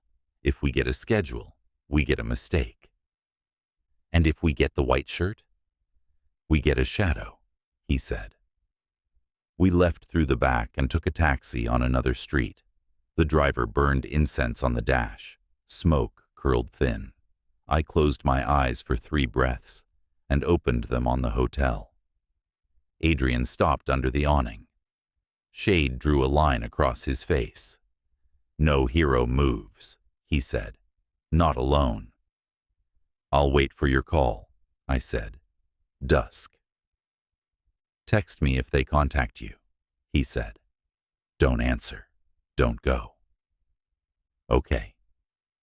He stepped off the curb and vanished into heat. Lobby air hit my skin like mercy I didn't trust yet.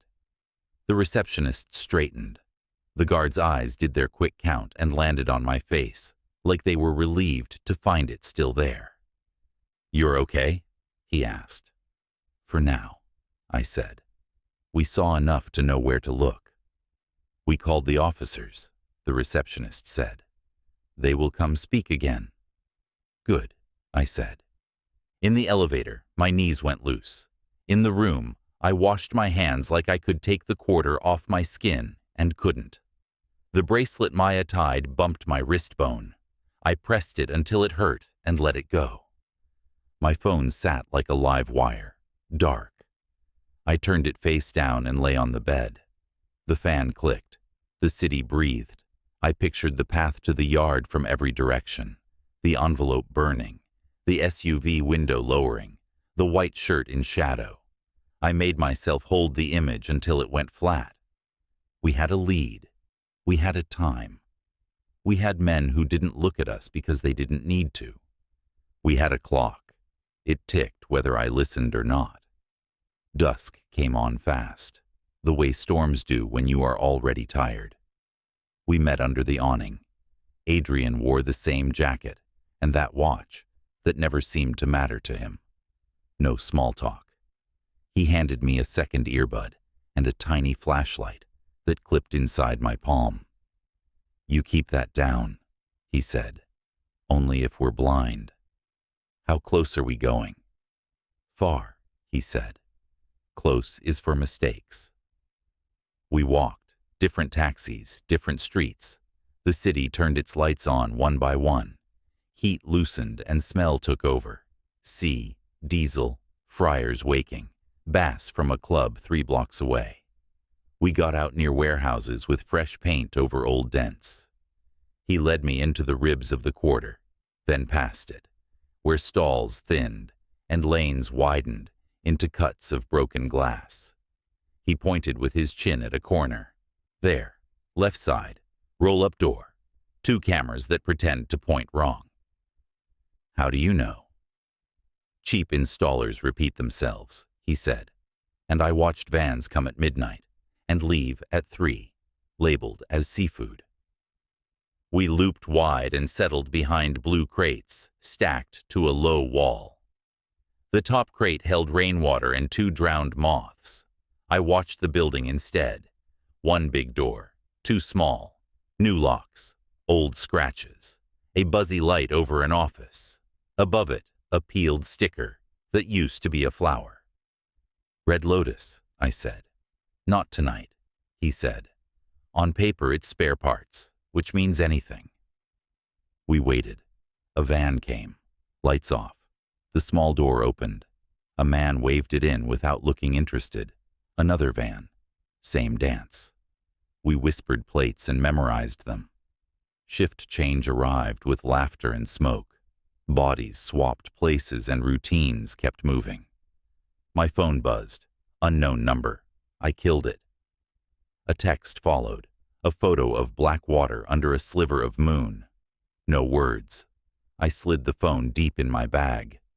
"Good," Adrian said. "Starve them." "Do they know we're here?" "Assume yes," he said. "Assume no one cares yet." He checked the greasy envelope. A torn scrap in the corner carried a time. It felt urgent, even missing pieces. He slid it away.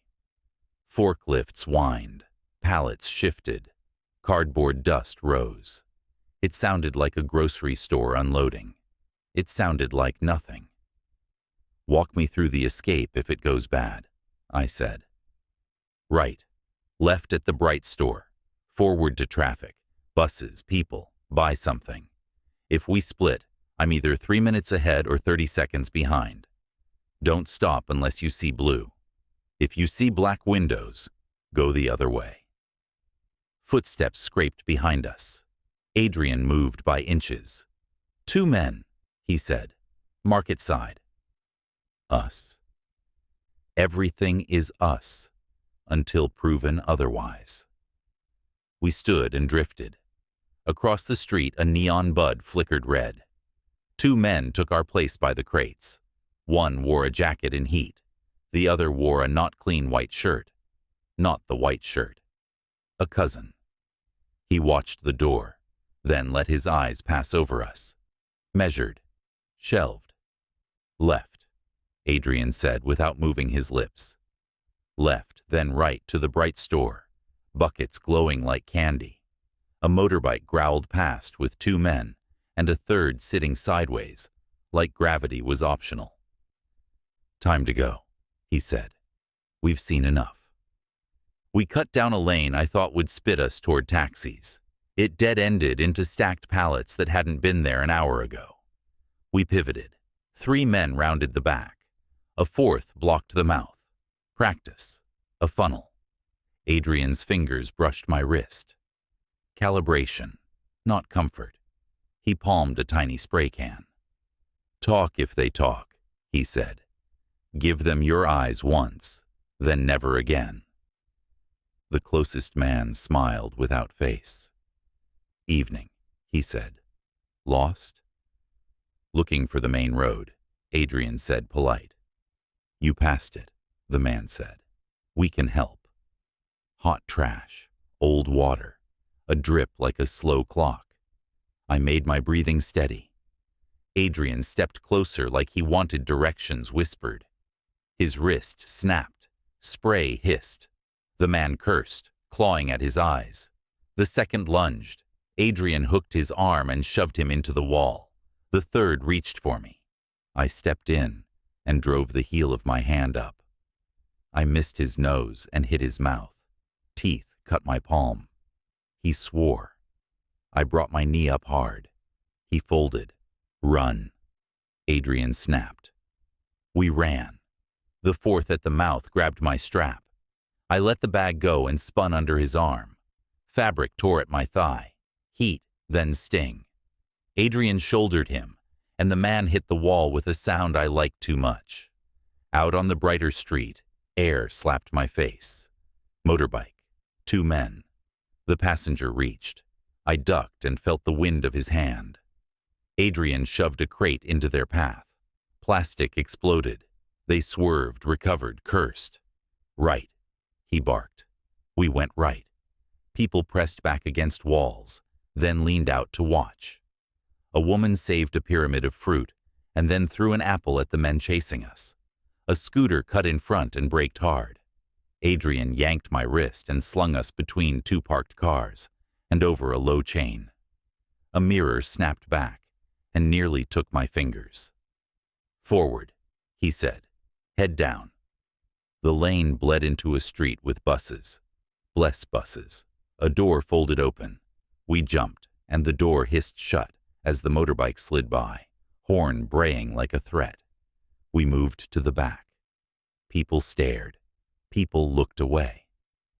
Adrian pressed the stop cord, and we waited 1 extra stop. The bike lost us behind a truck and didn't reappear. I looked down and realized my bag was gone. My phone, my wallet, the napkin with the number. Maya's phone was safe in the room. Mine was now riding someone's shoulder. My phone, I said. We'll replace it, Adrian said. We don't replace you. The bus rattled. A child hummed. A man ate something wrapped in paper, and the smell made me dizzy. I gripped the pole and breathed in time with the rocking. We got off in a knot of pedestrians and kept moving with them. 2 streets, then a turn that smelled like thinner. A shop that used to sell tires sat stripped and dark, shutters chained wrong. Adrian lifted them enough to slide us under. Inside smelled like rubber and dust. He pulled the shutter down. The city thinned to a hum. He cupped the tiny flashlight and swept once. Counter, flyers, a calendar with a beach that wasn't ours. He checked corners for company. Rats ignored us. Here, he said. Sit. I sat on a tire. Blood ticked down my thigh. The cut on my palm glittered with grit. He cleaned both with alcohol wipes. Heat flared, bright and ugly. Breathe, he said. I am. Quieter, he said, and I snorted. He taped gauze, neat and fast. Lesson, he said. You let the bag go. Good. It had my day in it, I said. Your life kept running. He opened the envelope. Let's see if we earned anything. Inside, scraps, times, gate numbers, a simple map. At the bottom, a smaller slip folded twice. He opened it. 1 word sat there like a stamp. Lotus, an address above it. Not the warehouse we'd watched. Nearer the water. They wrote their name, I said. They think the shape protects them, he said. When you're this sure, you stop hiding well. Is this where they hold them? It's where they hold some, he said, or move them through. How soon? Soon, he said. They don't linger. He slid the slip into his inner pocket like it was bone. We listened to the city. A siren went somewhere, and then nowhere. A bolt rolled and tapped itself to sleep. We can't go tonight, he said. We're hot. They'll be tightening the circle. I can change. You can shave. He shook his head. Not enough. We come from outside tomorrow. Tomorrow, I said. The word tasted like rust. They said 72 hours. They told you 72 so you'd waste 12, he said. We use it. He clicked the light off. Dark closed over us. 5 minutes, he said. Then we move. In 5 minutes I might fall asleep sitting up. Then sleep for 4, he said. I'll wake you. Tell me something about your sister, I said. She sings when she's scared, he said. Quiet, to herself. Maya laughs when it rains, I said. She ties bracelets too tight. Good, he said. Move on the person, not the fear. Outside, a scooter idled and moved on. A voice shouted and turned away. Adrian touched the shutter, counted a rhythm I couldn't hear, then lifted the metal, just enough for us to slide under again. Night had cooled a degree. We stepped out and walked like we had time to waste. Left, he said. Away from the water. Tomorrow, I said. Tomorrow, he said. We make them wish they never drew that flower. We didn't go straight to the hotel. Adrian never does straight. 3 blocks behind a couple holding hands, then a turn through a laundromat steam that smelled like soap and warm metal. We came out to an alley where a woman fed cats from a cracked bowl. She glanced at my leg and then back to the cats. No alarm. That helped. You're bleeding, Adrian said. I can feel it. We'll clean it again at the room. No stitches. You always talk in parts. Problems are parts, he said. Big ones are just a stack. At a corner bodega, the lights hummed. He bought 2 waters and a packet of crackers. The clerk looked at my torn dress and at Adrian's steady face and decided to be bored. A boy with a plastic sword stabbed the air near my knee and shouted. I lifted my hands like I'd been captured. He laughed and ran circles until his mother hissed his name and smoothed his hair with a gentle slap. You okay? She asked me in her language, reading the rip. Clumsy, I said. She nodded. We all like stories that don't require us to act. Taxi in 2 minutes, Adrian said. Then another. Why 2? First is a story. Second is truth. We took the first taxi a few blocks and got out near a pharmacy. He grabbed disinfectant and bandages and paid cash. We smiled like people. The second driver talked about football next week, and the wind, and the coach's cousin, and it was almost like a world I recognized. Back in the room, the ocean sounded closer. I washed blood pink, then clear into the sink. Adrian worked fast with the fresh supplies. Tilt, hold, done. I changed into jeans and a plain shirt. He stood near the balcony door but didn't touch it. Tomorrow you don't carry a bag, he said.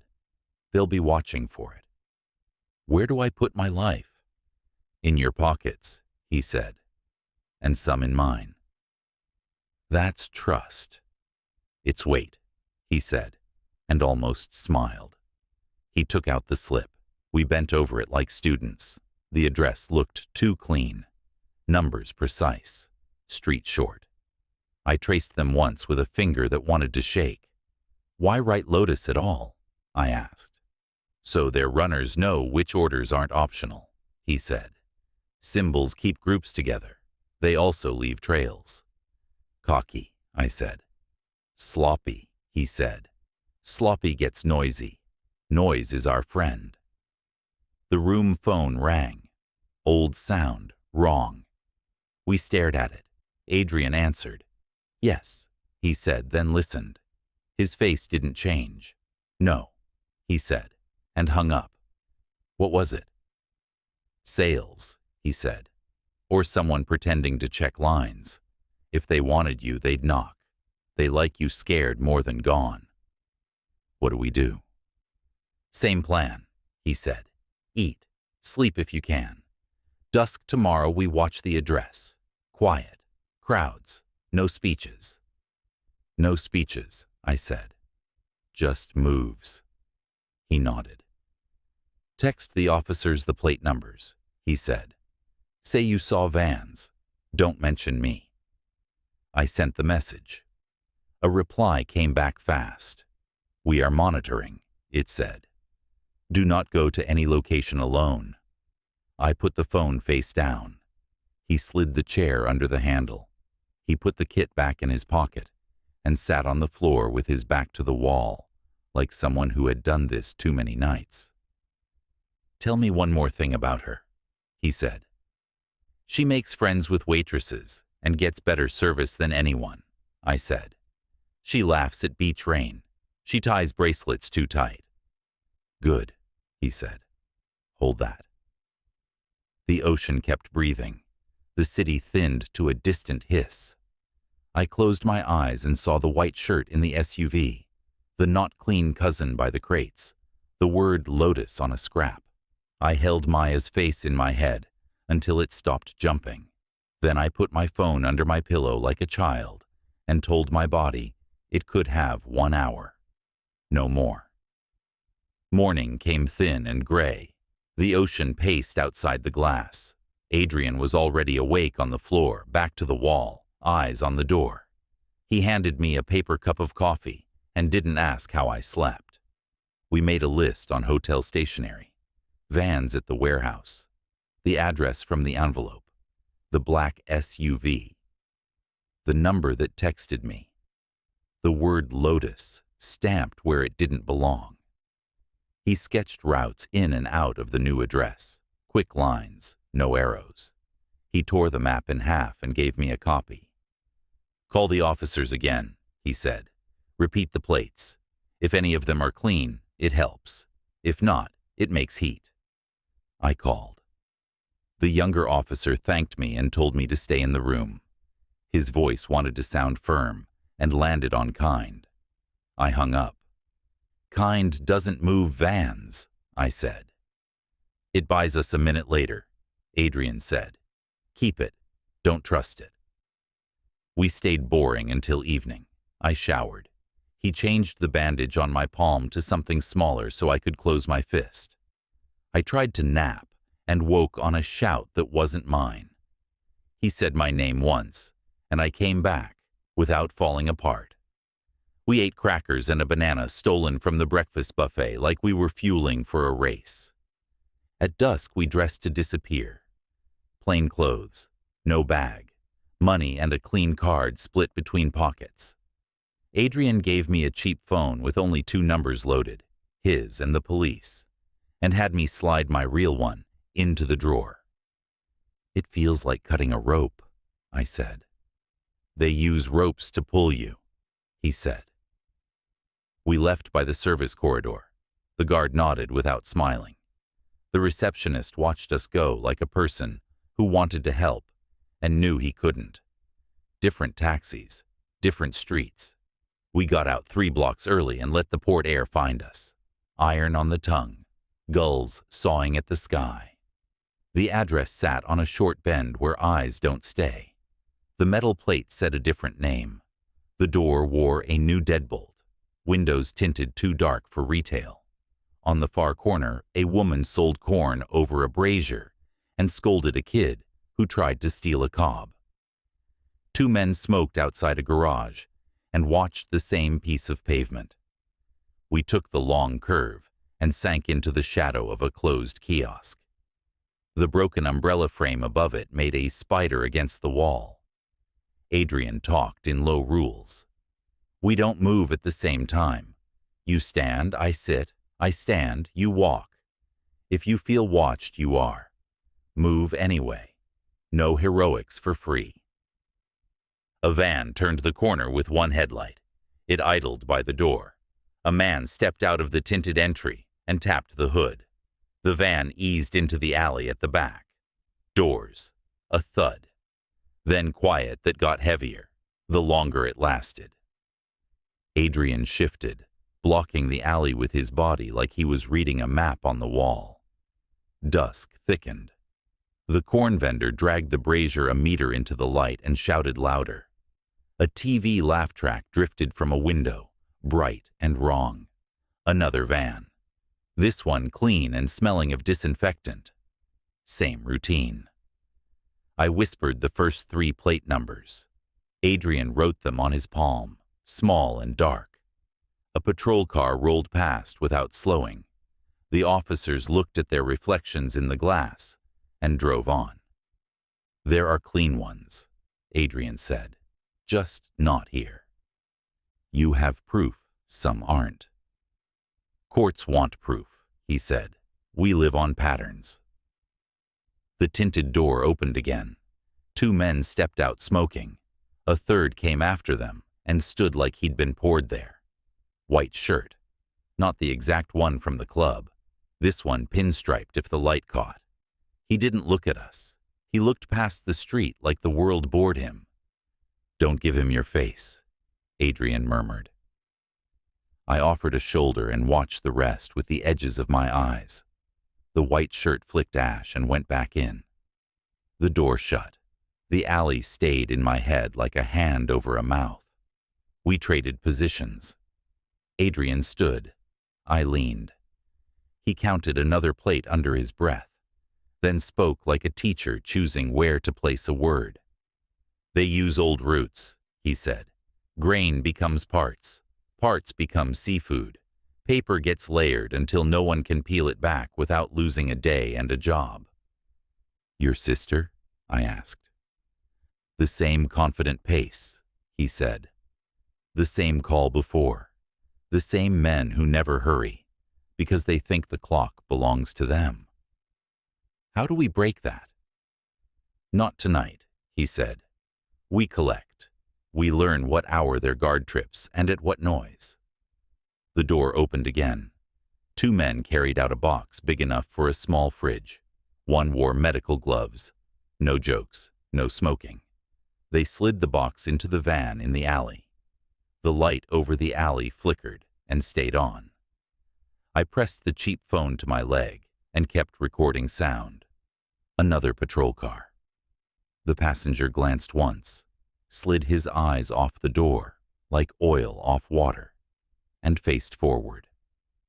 The car drifted away. You saw that? I said. I did, he said. The van pulled out of the alley and passed within 30 feet of us. I turned my face like reading a message. Adrian bent, like tying a shoe, and whispered numbers to himself. Not greedy. The van joined traffic without checking mirrors and was gone. White shirt reappeared. He lifted his phone, listened, signaled with his chin. The men put out cigarettes, went inside, and killed the office light. The deadbolt thudded like a line being drawn. Move, Adrian said. We did. We walked toward the corn. He bought 2 cobs so hot, the butter ran down my wrist and into the bracelet. We chewed and pretended that was our reason to be here. Normal steadied me more than the plan. We dropped the sticks and drifted toward the brighter corner. Traffic groused and flowed. A woman laughed into a phone, said something about her sister coming home next week, and the word home hit me like a fist and left. I hate leaving her there, I said. I know, he said. We come back with teeth. The black SUV slid out of shade and matched our pace. The window went down 2 inches. I didn't look in. I watched its skin in the reflection of a shop window. White shirt in the rear seat, like a rumor that refuses to fade. He saw Adrian. He saw me with him. That mattered. I felt the air change. Adrian didn't speed. He angled us toward a swarm of teenagers yelling at a screen. We hid inside their noise. The SUV lingered, then drifted, then returned. A bus coughed up the street. Now, Adrian said. We climbed with the kids and stood in the aisle where we could see both sides. The SUV shadowed us until the bus took a lane it couldn't. It fell back. I watched the corner where it might reappear. It didn't. We got off 2 stops early, crossed with a family carrying grocery bags, and cut through a laundromat's steam. The hotel rose like a square of light, pretending to be safe. Inside, the receptionist lifted his head. The guard's eyes counted arms and legs, and landed on my face. Adrian pulled me into the quiet by the plant that never dies. "Now they know we're working together," he said, "and that makes you a target." I was already a target. "Now you're louder," he said. "They'll push, calls, pins. Maybe a friendly cop telling you to sit tight while they move her out a different door." "What do? We push back." "Smart." He lowered his voice. "I'll call a night manager at a yard. He owes me. He hates everyone equally. If he sees the vans near water, he'll tell me." "You trust him?" "I trust what he hates," he said. Upstairs, we locked the door and jammed the chair under the handle. Adrian put the cheap phone on the table and pushed it toward me. "If your number pings, answer on this," he said. "Or don't answer at all. The other phone stays in the drawer." I slid my real phone into the drawer and felt the rope cut clean. Panic rose and then dropped away. I gripped the table until it passed. "Tell me the long version," I said. "How it works. All the way." He stood at the balcony and watched darkness settle. He spoke like he'd written this story on a wall 100 times. "They hide inside harmless things. Food, flowers, spare parts. The paperwork moves through offices where no one has time to read line 7. The honest cops get rotated or drowned in forms. The tired ones take envelopes. The white shirt chooses. He doesn't carry. He notices. He keeps score." "What breaks it?" "Eyes in the right place," he said. "Noise at a time that embarrasses money. Timing that makes them take a bad route. People who don't stop when the first door shuts." He turned back. "I can pull cash. I can hire a car that doesn't ask. I can get eyes on the water without uniforms. I can't keep you safe if you try to be noble alone." "I don't want noble. I want her." "Good," he said. "We can work with that." We ate something bland and wrote the next list. Shoes for running, cash small, hat for me, jacket for him, no jewelry, no bag, noise routes, silence routes, split points, meet points. He wrote like a man copying a prayer he believed in, but didn't expect to be answered. Before we slept, he stepped into the bathroom with the cheap phone and called his yard contact. He kept his voice level, gave only nouns and times, never names. I heard the other man through the door, a gravel baritone that sounded like someone who slept in an office chair. Adrian said, "We need eyes on vans with dented sides near the north gate. No uniforms, no heroics." The voice said, "I see everything and care about nothing, which is safer than caring." Adrian said, "We'll owe you." The voice said, "You already." He came out drying his hands. "He'll watch," he said. "Why help you?" I asked. "He hates being made a fool," Adrian said. "They used his yard once and laughed. He wants the laugh back." The room phone rang once and stopped, as if someone testing the wire. We held still until the silence settled again. Down in the lobby, the guard texted a single word to the cheap phone, "Clear," and followed with another, "Stay." We did, for the first time all day. We turned off the lights and lay in the dark with the ocean and the fan and the city. Somewhere down the hall, a door shut, ordinary and kind. I pictured Maya laughing at rain, to keep her brave. I tightened the bracelet until it hurt, and let go. Adrian spoke into the dark. "Tomorrow we watch the back gate. Far. Plates and faces. If the white shirt shows, We learn how he looks when he thinks no one's watching. That matters. And if she's there, I said, we find a way that doesn't make it worse, he said, even if it means one more night. I don't know if I can. You can, he said, because you must. I slept hard and wrong and woke before dawn to the same hum and the same salt and the same fear, with its edges worn smooth. Adrian was up and looking at the door like he could hold it closed by will. Ready, he said. I stood. My legs shook and then didn't. I drank water. The sky leaked light at the edges. We were partners whether I liked the word or not. Not romance, not rescue, a choice. The SUV didn't show that morning. It would. It always would until we cut the line, or it did. I slid the cheap phone into my pocket. I left the other in the drawer. I checked the locks and the window and the chair and the mirror and then checked them again. Adrian opened the door. Time. We stepped into the hall and into the next hour, whatever it wanted to be. The room held its breath. I woke to the ocean's hush and the soft click of the fan, heart already up in my throat, like it had started without me. Adrian was a dark shape by the window, one shoulder against the wall, watching the street like he could bend it by staring long enough.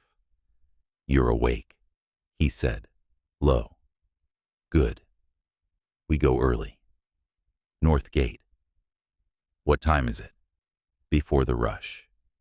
He slid a folded map into his pocket he never looked at. Bring the cheap phone. Leave the wallet. Cold water on my face. Hair tied back. Flats. Jeans I could run in. The bracelet Maya knotted bit when I tightened it. Hold, I told it. Hold us both. In the service corridor, the air smelled like bleach and wet mops. We took the back door to heat that hit in a flat sheet. Taxi 1. Adrian gave the driver an intersection, nothing more. We got out by a bakery steaming the first bread of morning, crossed the street, and slid into a bus. Diesel threaded the air. Salt sat on it like a blade. We got off 3 stops short. Walked. The light over the docks was pale metal. Gulls sawed the sky. Vendors set out trays of fish that glowed like coins in wet ice. Garlic hit first from the fryers, then pepper. The street felt scored, like it remembered other feet fleeing. North Gate, Adrian said without moving his mouth. He shifted close so his shoulder brushed mine. A guardrail. Don't look like we're looking. What do we look like? People who come here too often to be curious, he said. Head up. Soft eyes. We drifted with workers toward the fence. The gate was steel bars and boredom. A guard leaned on a stool and pretended not to see anything he didn't have to. Beyond, cranes swung slow. Forklifts whined. A horn honked twice, low. The place kept its own time. We eased to a stack of blue crates, near a stall selling fried dough. The woman at the pan slapped batter in circles and watched us the way you watch a dog near a table. Ready to shoo, not afraid. I bought 2 pieces and hurt my fingertips on the blistered crust. We chewed in silence, our eyes doing the work. A dented white van I recognized, nosed up to the checkpoint. The driver's arm hung out, cheap watch dull in the sun. The guard flipped a clipboard, waved through. A gray van followed, front left panel creased like a scar. My breath hitched. Adrian tapped my elbow once. Count. He whispered the first plate. I typed it into the cheap phone without looking down. He whispered the second, the third. I watched faces. Forgettable on purpose. A man on a loading dock rolled his shoulders and hid a glance toward the water behind a yawn. A crane paused mid-swing and didn't finish its arc until the gray van turned the corner and vanished between containers. See that? Adrian murmured. The pause, I said. He nodded. Someone on the radio. A whistle trilled from the pier. A patrol boat idled past the channel mouth, white wake frilling its sides. On deck, two men in blue stood looking at nothing, which meant everything. The man on the dock rubbed his neck, pulled his cap down, lifted it a thumb's width, set it back. Sweat. Or a yes. Coordination prickled my skin. Invisible net. A shout rose farther down. Two men walked a woman between them toward a side gate patched with new wire. Her scarf slipped when the wind hit. Dark hair tumbled loose. The color, the length, my ribs cinched. Everything in me stood up. Maya, I breathed, taking a step. Adrian's hand closed on my forearm and pulled me back into the shape of the crowd. Wait, he said, not gentle. Look again. I did. I wanted to lie to myself. Smaller shoulders, younger. Her walk was wrong. The men turned her so her face skimmed the light. Not Maya. A stranger with Maya's hair. My legs shook anyway. I could have gotten to her, I said. You could have gotten both of you dead, he said. Then no one gets your friend. I stared at the fence until it turned into lines and light. The woman went through the patch and disappeared behind containers stacked so high they made their own weather. The men didn't hurry. They didn't have to. Breathe, Adrian said. I am. Quieter, he said. I counted 4 in, 6 out. The world sharpened. A gull screamed. Oil popped in the pan. Someone laughed like glass breaking. We shifted to a new angle. From here I could see the sweep of the North Pier and, beyond it, a cargo ship sitting heavy in its berth. Men in orange vests moved like chess pieces. Near the bow, a figure in a white shirt stood alone, phone to his ear. Not bright cotton, expensive cloth that ate light. He didn't pace. He listened. Then he spoke, and a forklift below changed direction without anyone telling it to. That's him, Adrian said. No heat. Recognition. The white shirt. He doesn't carry. He says yes and no. I lifted the phone like I was checking the time and snagged a photo. Grainy. Far. Enough shape to hurt. He turned slightly, and I saw the line of his jaw, the flat mouth. He hung up without looking at the screen and lowered his head like the sea bored him. Plate, Adrian whispered. A Navy van this time. New dents. New driver. I typed. Traffic around the gate moved in a rhythm you could set a metronome to. No alarms. Order that meant the bad thing was normal. A boy pushed a cart of coffee between trucks. He stopped near us. Strong, he said. He couldn't have been older than 12. 2, I said, and he poured, hands steady. Adrian took his gently so the boy wouldn't burn himself. I handed over coins that felt too small. The boy moved on, whistling something bright the day borrowed to pretend it was normal. The patrol boat made a slow turn. The man in blue near the bow lifted his sleeve and scratched his elbow in a way that wasn't scratching. The guard at the gate stood, stretched, sat again. A minute passed, where nothing happened, and everything did. We should move, Adrian said. Change our shadow.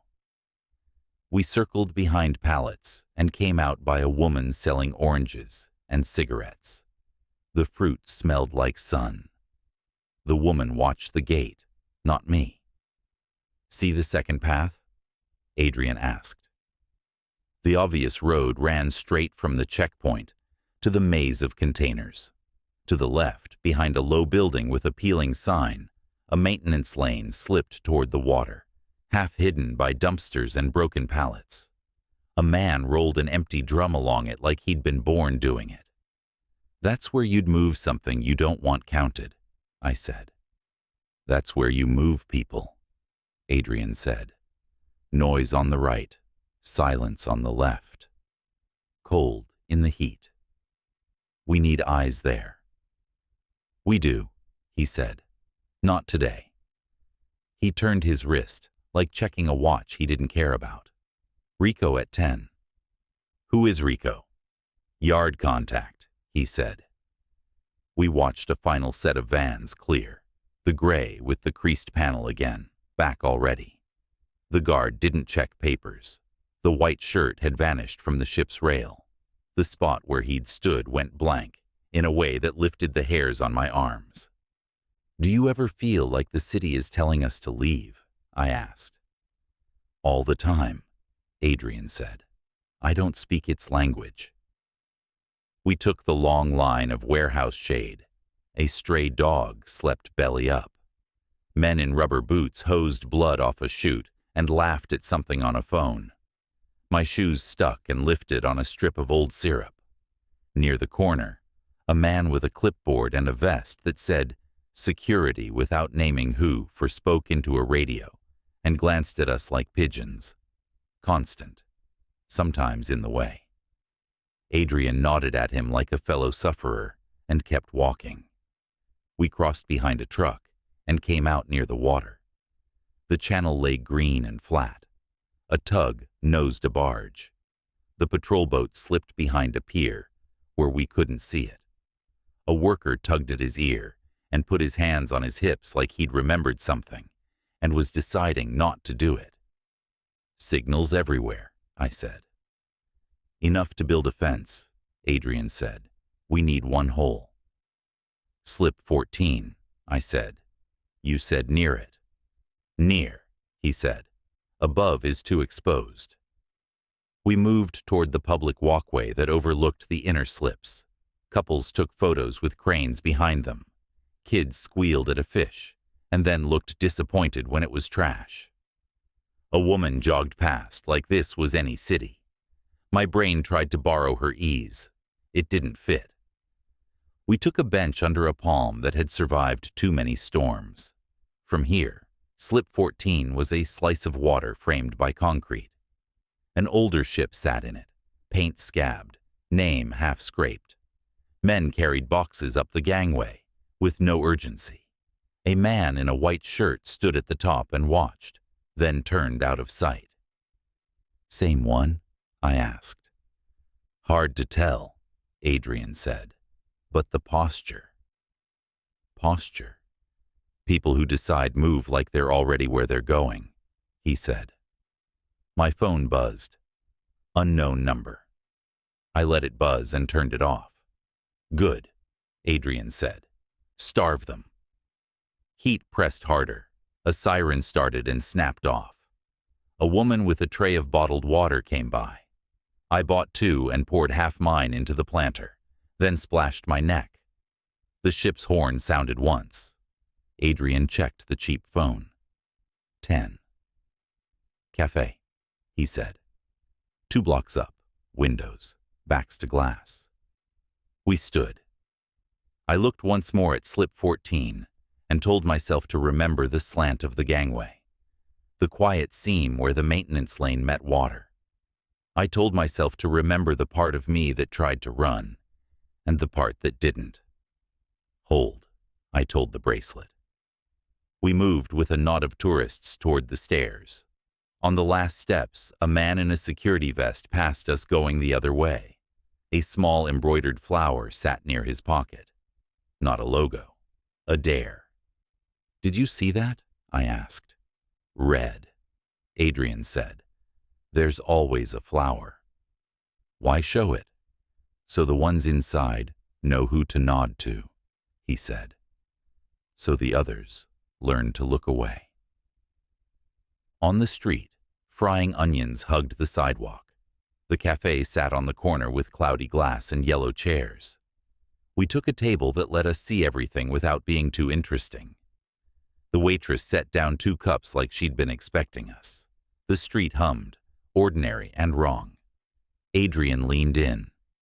We don't tilt at every shadow, he said. We pick one. Slip 14, I said. Slip 14, he agreed. The door chimed. A man stepped in, hat low, eyes sharp, carrying a body that had learned to work in heat and didn't want to anymore. He cut a look at Adrian that said, "I know you, and I don't owe you." Adrian didn't wave, didn't smile. Rico sat. The air seemed to shrink around us. "Rico," he said under his breath. Outside, the patrol boat slid into view again, lazy as a cat. On the dock, a man tugged his ear twice, and the guard at the north gate stood and didn't look our way. The city kept talking to itself in signals and routine, and men who never hurried because they didn't have to. I tightened the bracelet and waited to learn a new language. Rico sits like the chair might argue with him. He sets his cap on the table, folds his hands on top of it, and stares at the coffee like it owes him money. "You kept me waiting," he says. "You watched us first," Adrian says. Rico's eyes flick to me, take in the bandage on my palm, the bracelet bite, the tired under my eyes. He doesn't soften. "You brought a tourist." "I brought the reason," Adrian says. Rico grunts. "Reasons get people killed." I lean in so he has to look at me, not just at my edges. "My friend's name is Maya. She was taken 2 nights ago. We found Vans at the warehouse. We saw the white shirt at the docks this morning. If you know anything that gets us closer, say it." The waitress drops 2 small cups and a metal pot that looks like it's fought wars. The coffee comes out thick and angry. I taste it. It bites, then settles into something smoky, almost sweet at the very end. Diesel slides through the open door and braids with the coffee. Gulls scratch the air. Metal bangs like someone kicked a crate. Rico drinks without blinking. He sets the cup down and lets it sit in his palm like a small, warm animal. 3-day rhythm, he says. Always has been. Some weeks they skip to 2 to keep people guessing. But 3 is their comfort. On 1, they scout. On 2, they gather. On 3, they go. Adrian doesn't write. He never writes in front of people. How do they go? "Supply vessel," Rico says. "Not the cargo monsters everyone takes pictures of. The little uglies that run between slips and ships like beetles. Legit on paper. Food, parts, water. Whatever the big boat needs to keep pretending it's honest. They stack the real crates with the fake crates and let a logo wash the stink." He lifts his chin toward the windows. From here we can see the line of slips like teeth. Slip 14 shows a slice of the older ship we watched. Paint scabbed. Rust staining down like tears. I feel that one word from him coil inside my chest. "How do you know it's not just parts?"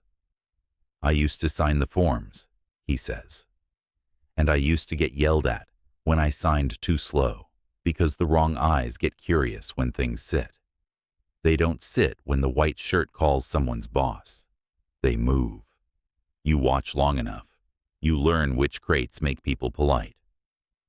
Adrian taps the table twice. Not impatient, calibrating. "You said the white shirt was at the north gate this week." "Yesterday morning," Rico says, looking at the water like it belonged to him. "It didn't when I was young. That's how you know a city is broken. Men who never sweated for a thing stand like they own the tide." "Girls?" I ask. The word tastes like I've chewed metal. "Yesterday. This morning." He finally looks me in the eye and doesn't look away. The skin around his mouth hardens like he's bracing for me to hit him. "Yesterday," he says. "A girl with hair like your friend. Could be her, could be a sister, could be anyone. Head down, shoulders tight. 2 men walking her like she was a box. Slip 14. Something punches the back of my throat from the inside. I grip the cup to ground my hands. The porcelain burns and brings me back. "How old?" "Old enough to know what was happening," he says. young enough to look at every doorway like it might decide to be a door. My voice wants to crack. I flatten it with will. And today? Different movement, he says. Boxes first, then a girl later, if at all. They'll hold until dark if they need to, or move fast if a rumor turns hot. He rakes his fingers over the cap, scratching a path that was already there. By night they push to the Beatles. If weather turns, they wait. But the air is flat. The boats like it that way. At the far side of the cafe, a man lifts a newspaper and fails to read it. His eyes live in the gap above the page. His coffee is full. He keeps checking the window behind us where our reflections sit. My spine prickles. Adrian doesn't look, but his posture shifts a degree. He slides his cup an inch, then turns his chair just enough that his back blocks the man's line to our faces. I follow the move like we've practiced it. We haven't. My pulse drops half a beat. Who owns the Beatles? Adrian asks. Companies with clean names, Rico says. That's the trick. Not one monster to slay. A school of fish. You stab one, and the others just keep swimming. Red Lotus, I say. He snorts. Today, tomorrow it's Blue Crane, Green Sea, whatever. Same men, same routes, same guards with too much power for the pay they pretend to take. Corrupt? I ask. I keep it flat. No accusation. Just math. Some, he says. Some are just tired. You pay a man enough to make him choose between a thing he sees and a house that needs concrete. He'll learn not to see the thing. Names, Adrian says. Rico smiles without joy. You want to end it fast? We want to move, I say. We don't have time for poetry. He nods once. All right. Slip 14 is hot. Northgate is hotter. Your white shirt has been choosing faster. That means a hand above him is nervous or greedy. Either way, it means mistakes. He leans in so I can smell the smoke on his clothes. If you want your friend, you have less than 48 hours. After that, you're chasing ghosts and stories and hair that looks like hers from the back.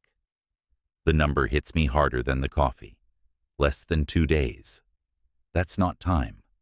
That's the shape of time. Can you get us inside? I ask. No, he says. But I can tell you where to stand when the gate opens. And I can tell you which beetle likes to park, with its ass facing the wall. If they load inside, you won't see. If they bring a crate out, you'll see the men they trust to carry what's not supposed to be seen. And the white shirt? Adrian asks. His pattern. Morning views, afternoon calls, night hides, Rico says. He leaves the dirty to men who owe him money and men who want to be him. He walks away before anything touches his shoes. The door's bell chirps. The man with the newspaper flinches like a guilty dog, then tries to smooth it away. A woman with a stroller fights the door and the wind at once. Adrian stands, holds it with 2 fingers, and sits again, making it look like he has a father and a mother, like he's a person who would pick up bread on his way home. The man with the paper needs to recalibrate. His eyes move to Adrian, away from me. It helps. Do we have officers we can trust? I ask. Anyone who'll stand there at the right time and not pretend to be blind. Rico's mouth twists. There are good ones, he says. They don't last long at the ports. They get moved to festivals and parades. The ones who stay either don't see, don't care, or care, but don't have teeth. Adrian sips and sets the cup down with a soft click. You said a guard might sell a look at a manifest. A might, Rico says. Not for your pretty eyes, for money, and quiet. You waive papers later. He loses more than his job. You hand him cash now. He gets to look the other way and feed his kids and tell himself the girl was going to leave anyway. Slip 14, I say again, because saying it makes it a place, not a fog. Which hours? Dusk to midnight for beetles, he says, sometimes later. Watch for a lull that doesn't fit. Trucks go in bursts. If they sit, someone's looking for a key they already had. I glance at the window. The patrol boat slides out of sight. The laughter outside rises, then cuts off like someone closed a door. The coffee's bitter turns sweet again. My hands stop shaking long enough to lay flat on the table. Show me the guard, Adrian says. Rico doesn't turn.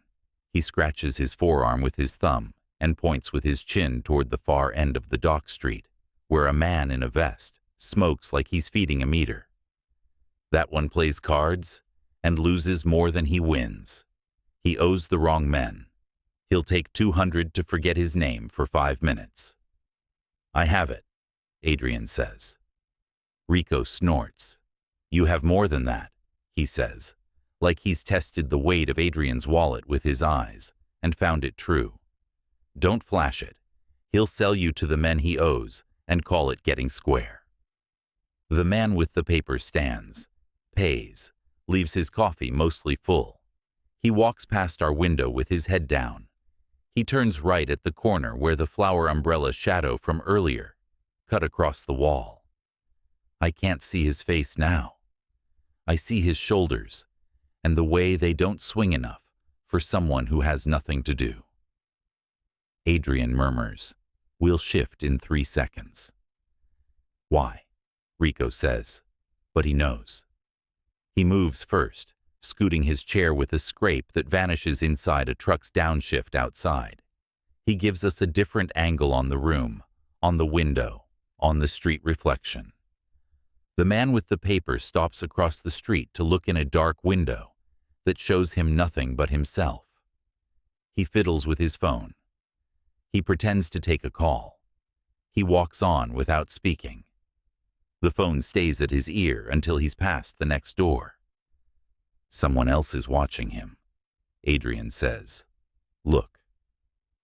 A scooter idles 2 doors down.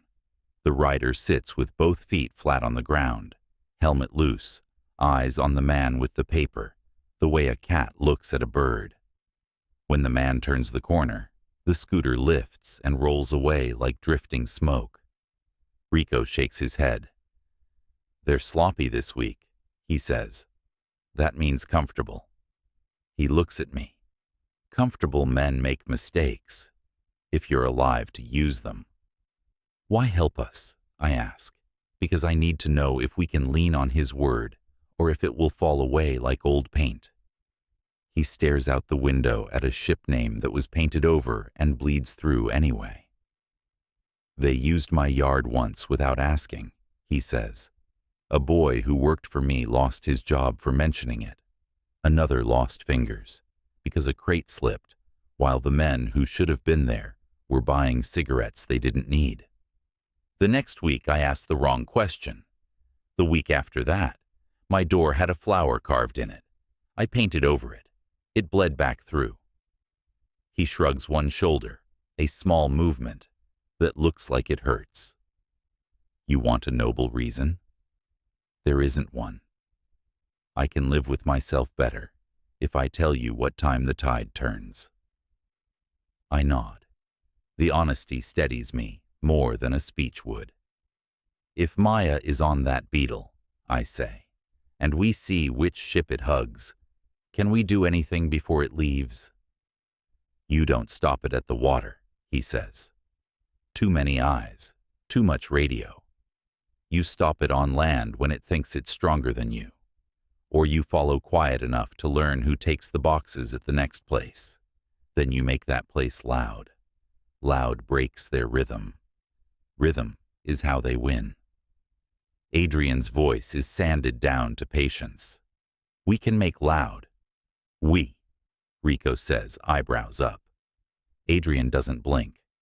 We. Rico studies him, then me, then the door, then the far slips where men move dots of color across rust and concrete. 48, he says again, softer, less if the white shirt gets bored early.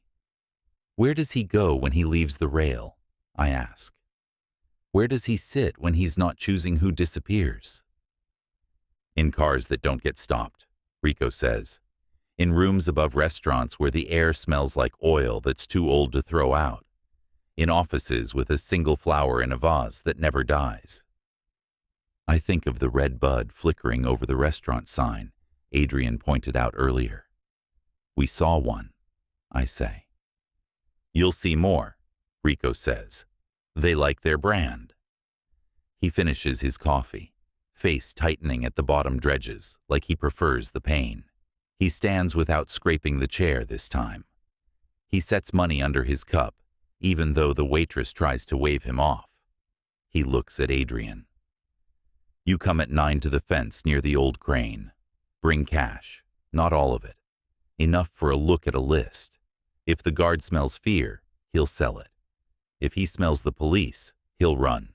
If he smells pride, he'll hurt you for practice. Adrian nods. We come. Rico puts his cap on and sets it with a small push, like he's aligning himself to an invisible line. He turns to me. Don't look at every girl like she's yours, he says. It reads like panic. Panic makes other people brave. Brave, I say, because the word makes my teeth grind. Brave enough to grab you because they think they'll be the one who gets a pat on the head for bringing you in. He steps back from the table. The doorbell chirps when he leaves. The street swallows him in 5 steps, the way cities do with men who belong and men who don't.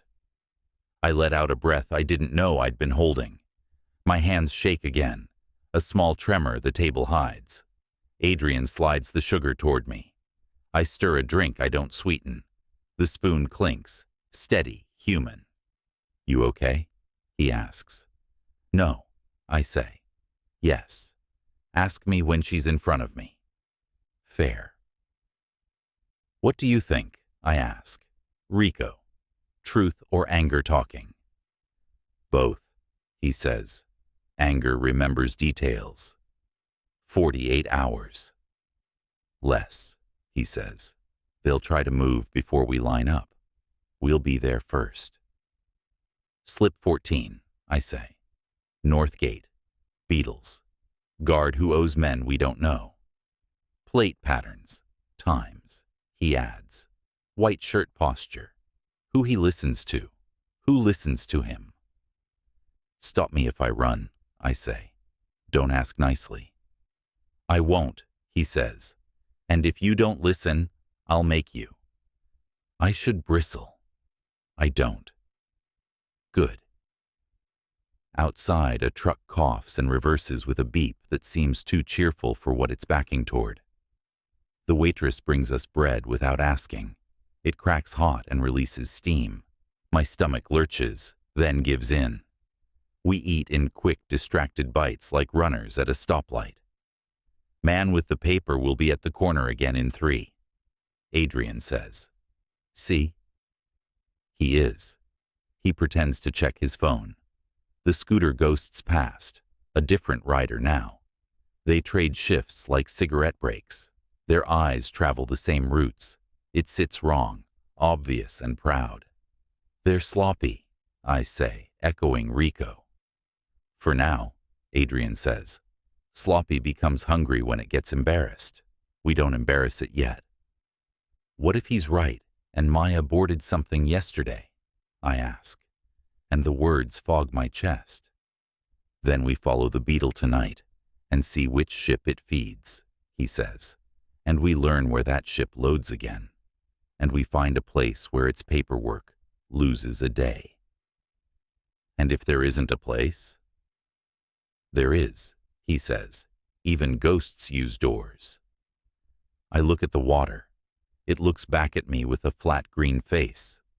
I look at the gangway to slip 14 and try to burn it into my mind like a brand.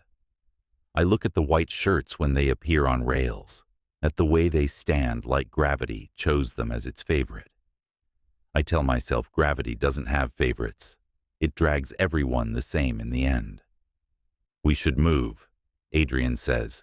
We've sat long enough. We pay. The waitress slips 2 wrapped pastries into my hand, with a look that says she's seen this movie before and hates the ending. I tuck them into my pocket like they're talismans. The door opens to heat and a breeze that smells like iron and fruit. The sun has climbed enough to make shadows short and mean. We cross the street with a crowd that gives us cover. The man with the paper reappears at my periphery and vanishes like smoke. The scooter doesn't. It idles a few doors down and pretends to be a shadow. Adrian angles us left, then left again. He uses windows like mirrors. He doesn't look over his shoulder because he doesn't have to. I keep pace and keep my face loose. Inside, everything is a tight fist. We make it 3 blocks before the corner swallows the cafe, and the port sounds turn to normal city sounds. My lungs loosen. The cheap phone buzzes once against my leg, and I ignore it. It buzzes again. I ignore it harder. Good, Adrian says. Starve them. We circle the long way toward the north gate again, not to get closer, just to feel where the net is thin. A boy kicks a ball that smacks my shin and apologizes too fast. I kick it back with a soft smile and keep walking. A woman sells sliced mango in cups and hands me a plastic fork like she's arming me with sunshine. I take one, taste sweet and cold on my tongue, and know I'll never again taste mango without smelling diesel. Tonight, I say. Tonight, he says. Fence, guard. Names on paper if we're lucky. A face we can follow if we're not. And the white shirt. He'll be there, Adrian says. They like to watch when they think no one can touch them. What do I do if he looks at me? Don't give him your face, he says. Give him your shoulder. We walk until my legs forget to shake. We memorize routes that look like nothing to anyone else. We count vans that carry fish, and vans that carry something that makes the air colder around them. We watch a clock we didn't wind. 48 hours, Rico said. Less, Adrian said. I hear the numbers in my head like a drum under the gulls, and the horns and the hiss of oil in pans. I keep walking toward the next hour because stopping would be a kind of dying, and I'm not doing that for anyone. We left the cafe with the sun heavy on the street, and the taste of burnt coffee stuck to my tongue. Adrian didn't say we were being followed. He didn't have to. You feel it first, a slip in the air, the way your skin knows when a storm crawls in, off the water. 2, he said softly, on foot and on wheels. I didn't turn. I watched the glass ahead instead. Reflections tell truths people lie about. In a shop window full of plastic buckets, I saw a man in a pale shirt, 1/2 block back, phone to his ear, not talking. In the same pane, farther, a scooter drifted with both feet down, helmet loose, rider scanning without moving his head. Rules, Adrian said. Don't run, don't stare, don't split unless you call it. Good, he said. Left at the bakery, then straight. The bakery's heat hit us like a hand. We kept our pace polite. A woman carried a tray of rolls to the counter, and I stepped aside so she wouldn't clip me. The scooter rolled past the door and parked at the fire hydrant, like it had always belonged there. The rider adjusted his glove, checked his mirror, checked us in the mirror, then checked a sky that didn't need checking. Window, Adrian murmured. We passed a hair salon. In the bright rectangle, the on-foot tail pretended to text and almost tripped on a crack he should have seen. He smiled to himself to cover it. His smile died fast. He kept the distance, patient. Right, Adrian said. Not the crosswalk. Traffic snarled.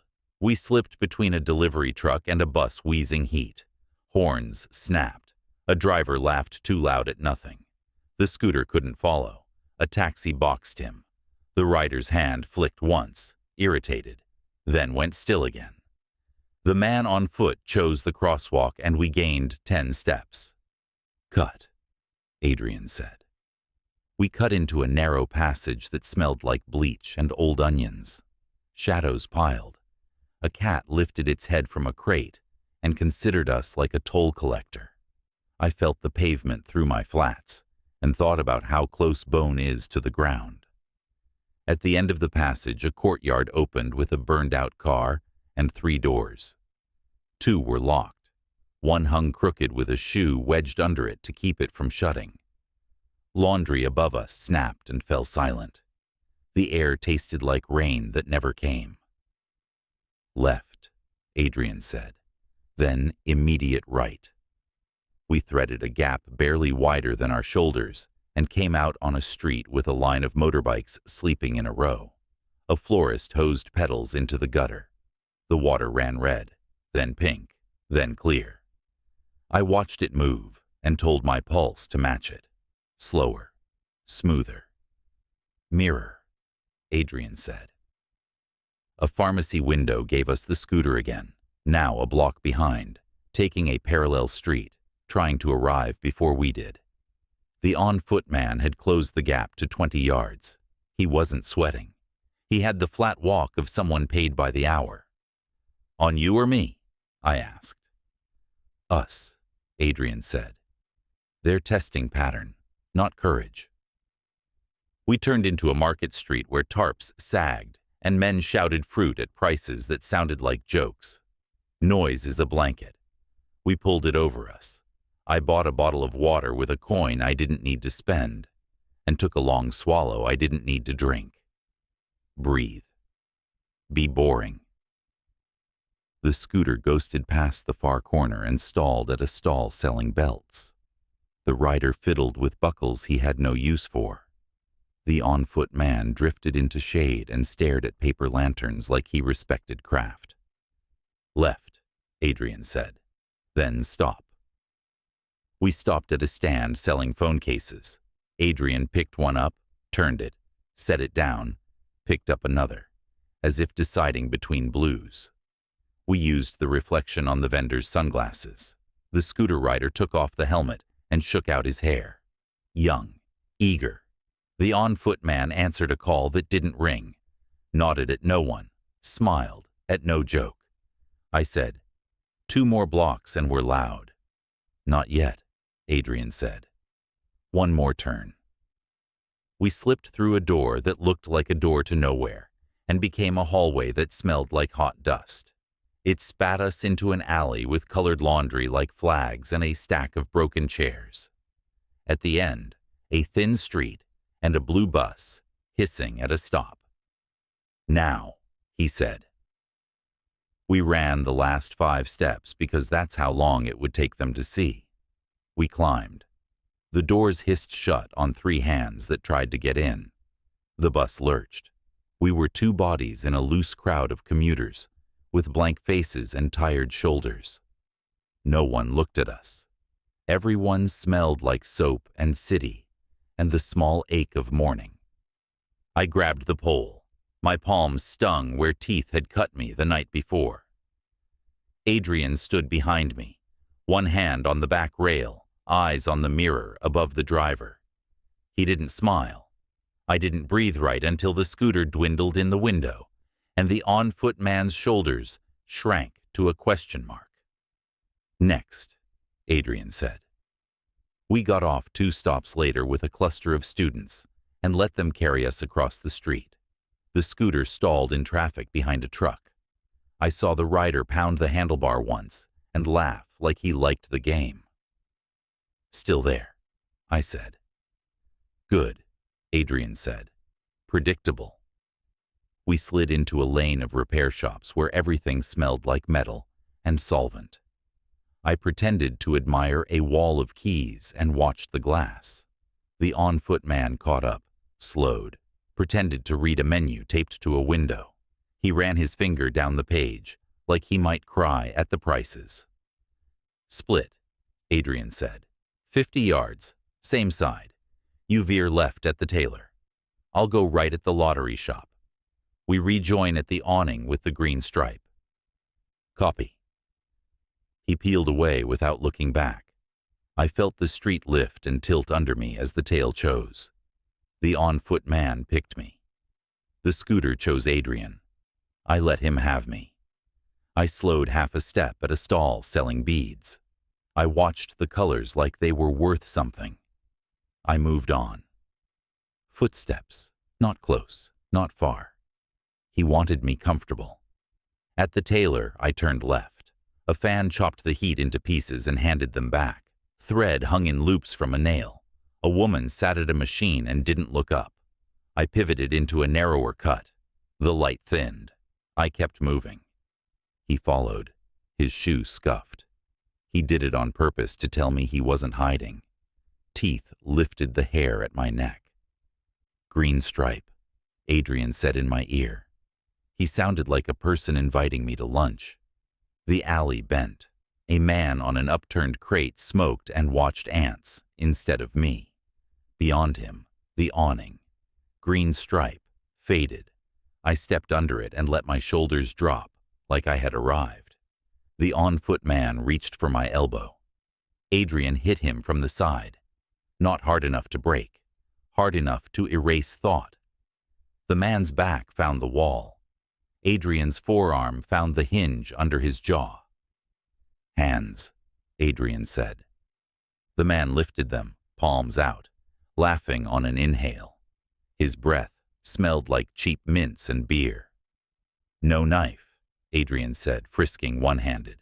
"No gun." "Phone." I took it. Cracked screen, new model, no case. It vibrated in my palm and then stopped like it had changed its mind. "Pocket," Adrian said. The man hesitated, then gave me a folded paper. Cheap, sweat-stained. I opened it. 2 rough sketches. Me and Adrian in a cartoon mirror. Notes under each. Height, hair, clothes from yesterday. A red line under my name. Not my name. Tourist girl. Under Adrian's. Older man. Dangerous. Do not engage alone. My throat went dry. "They're collecting," I said. "Of course they are," Adrian said. The man shifted under Adrian's arm, like he wanted to be brave, and then remembered what getting brave costs. "This is nothing," he said in our language, accent thick. "You're already dead." "Later," Adrian said, like he was making a plan for groceries. He eased pressure a shade. "Who pays you?" The man smiled with only his bottom lip. "I pay myself," he said. "I like a walk." "Who sends you?" I said. "People who don't walk," he said. "People who don't sweat." "Names," Adrian said. He smiled wider, and I saw one tooth capped with metal. "You think you know names," he said. "You know stories. The names wear different shirts in different light. Sirens somewhere near and far at once." The man tilted his head toward the sound, like he could claim it. "We can give you to them," Adrian said. "They know me," the man said. "They will say hello and tell me to drink more water." He pushed back against the wall, testing. Adrian didn't move. The man winced without showing it. "You should run," he said. "It's the only interesting thing left for you to do." Adrian looked at me. "One question." I shook my head. "We step wrong now. We buy noise we don't want." He let the man go. Not all at once. In stages. The man rubbed his throat like he'd found a new neck. "Tell the white shirt we say hello," Adrian said. The man's eyes barely flicked. That was enough. He laughed. "You think he sees you," he said. "He doesn't see anyone. He only sees time." He backed away, palms out, then turned and walked. Not fast. He had a story to tell and wanted to tell it standing up. The scooter didn't reappear. I looked at the paper again until the cheap ink smudged my fingers. Someone had drawn my mouth wrong. Too soft. "Keep it," Adrian said. "It's proof of interest. It buys attention from the right people if we need it." Police, I said. Maybe, he said, or someone who hates the flower more. We moved out of the alley and into a street that forgot it was supposed to be dangerous and tried to be just a street. A kid chased a ball, and his father shouted without anger. A woman carried a stack of towels on her head and smiled when a stranger stepped aside. I put the paper in my back pocket and felt it burn there like a brand. "Where's your tail?" I asked. "On the scooter," he said. He met a truck. The truck won. "Luck," I said. "Pattern," he said. "Trucks beat scooters in right lanes." We took a bus 2 stops to put water between us and the corner, where we'd pinned a man to a wall. The bus smelled like sun-warmed plastic and shampoo. A girl in earphones mouthed words and didn't care if anyone saw. I wanted to be her for a minute and would have traded blood to do it. We got off near a row of shuttered shops and followed a street that sloped toward the market we knew too well now. Adrian didn't rush. He talked like he was giving me a recipe. "If they split tails, they're reporting to someone who wants 2 angles," he said. "They're not improvising. They have a route manager. If they have a manager, they have a log. If they have a log, there's a room. Find the room, and you find the list. Find the list, and you find the Beatles," I said. "Find the Beatles, and you find the ship. And maybe your friend," he said. "Say her name," I said, because it kept the world honest when it wanted to lie. "Maya," he said. Software, like he knew the weight. We cut through a laundromat steam and came out near a pharmacy. My cut itched. The bandage held. The bracelet rubbed a raw ring and I let it. It felt like a hand I didn't have to hold. "Food," Adrian said. "Salt, sugar, water. Then the fence." We bought skewers at a grill that hissed and threw smoke into the sky like signals no one read. We ate standing. Oil burned my tongue and woke every nerve. I wanted to run, and I didn't. I wanted to cry, and I didn't. "Still want out?" Adrian asked. "Out of what?" I said. "This city, this hour, this fight." "No," I said. "I want in. I want her." He nodded once. "Good." We crossed under a rail bridge covered in names and hearts and dates. People write love where metal rusts. Maybe it keeps the bridge up. Maybe it only looks like it does. The cheap phone buzzed again. I checked it this time. Unknown number. A photo of a ship's deck under a sickly light. No faces, just ropes and a coil of hose, and a small dark stain. "Don't answer," Adrian said. "I won't," I said, and it felt like defiance and prayer at once. We took the long arc back toward the water as the day started to tip. The air cooled without getting cool. The city changed shirts. Music lifted out of open doors. People started their night faces. I watched every white shirt like it might be him. It wasn't. He isn't everywhere. He just acts like he is. Near the hotel, we stopped in the shadow of a billboard that promised clean water if you paid someone enough. We counted to 60 without saying why. No scooter, no pale shirt, no paper held too long. We walked. Inside, the lobby lights pretended to be safe. The receptionist lifted his head and gave us a small nod that felt like a blessing and a warning. The guard's eyes made a pass over my face and moved on like he didn't see the wobble in my knees. In the elevator, I let my head touch the cool metal wall. Adrian didn't tell me to be brave. He didn't need to. He said, 9. 9, I said. In the room, I washed ink from my hands and couldn't get it all. The paper with our descriptions sat on the table, warped from my pocket sweat. 2 bad sketches, 2 targets, proof we mattered enough to watch. It should have scared me more. It did. It also made my blood move with a purpose that wasn't pure fear. "What happens if they grab you?" Adrian said without looking up. "I scream," I said. "Then I bite."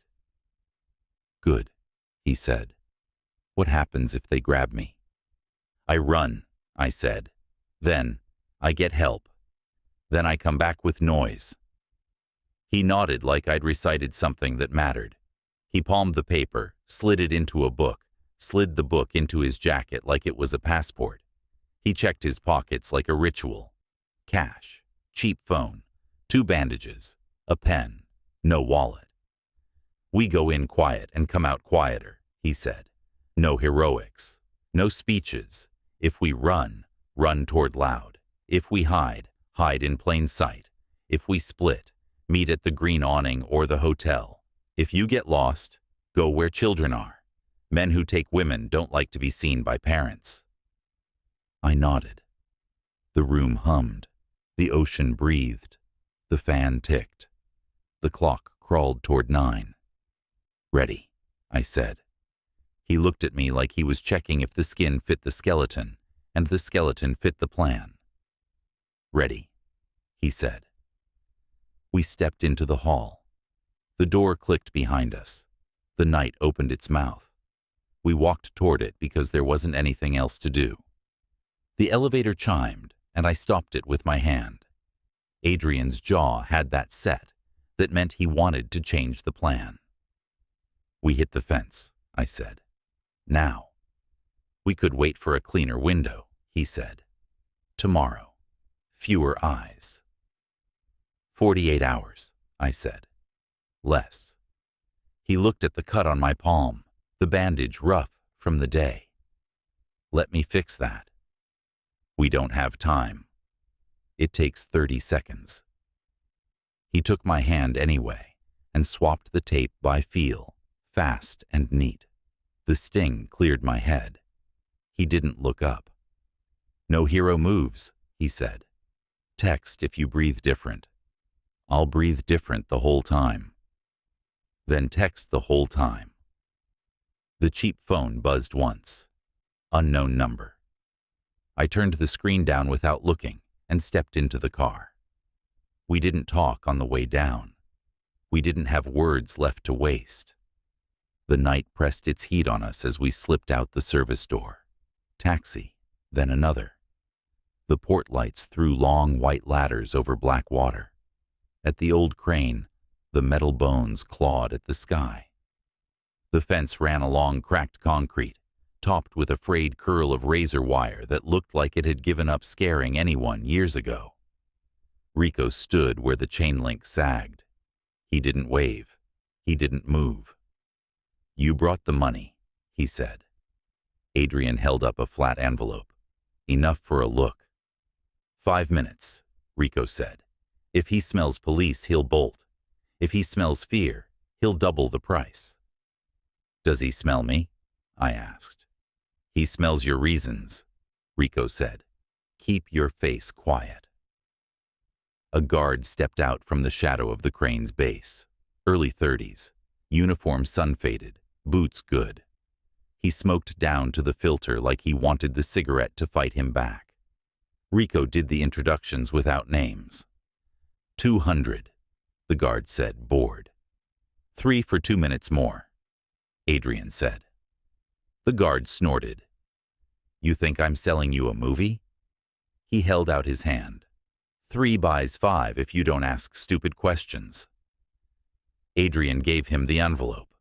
The guard tucked it slow and led us 10 paces along the fence to a gap where a panel had been cut and stitched back. He pulled the wire aside with 2 fingers, and we looked through like kids peeking at a carnival. Inside the yard, a beetle sat with its rump to a low wall, engine ticking as it cooled. Another idled farther down. A man with a clipboard and a neck vein stood at a folding table, writing without seeing. 2 vans backed to the loading zone and stopped like they'd done it 1,000 times.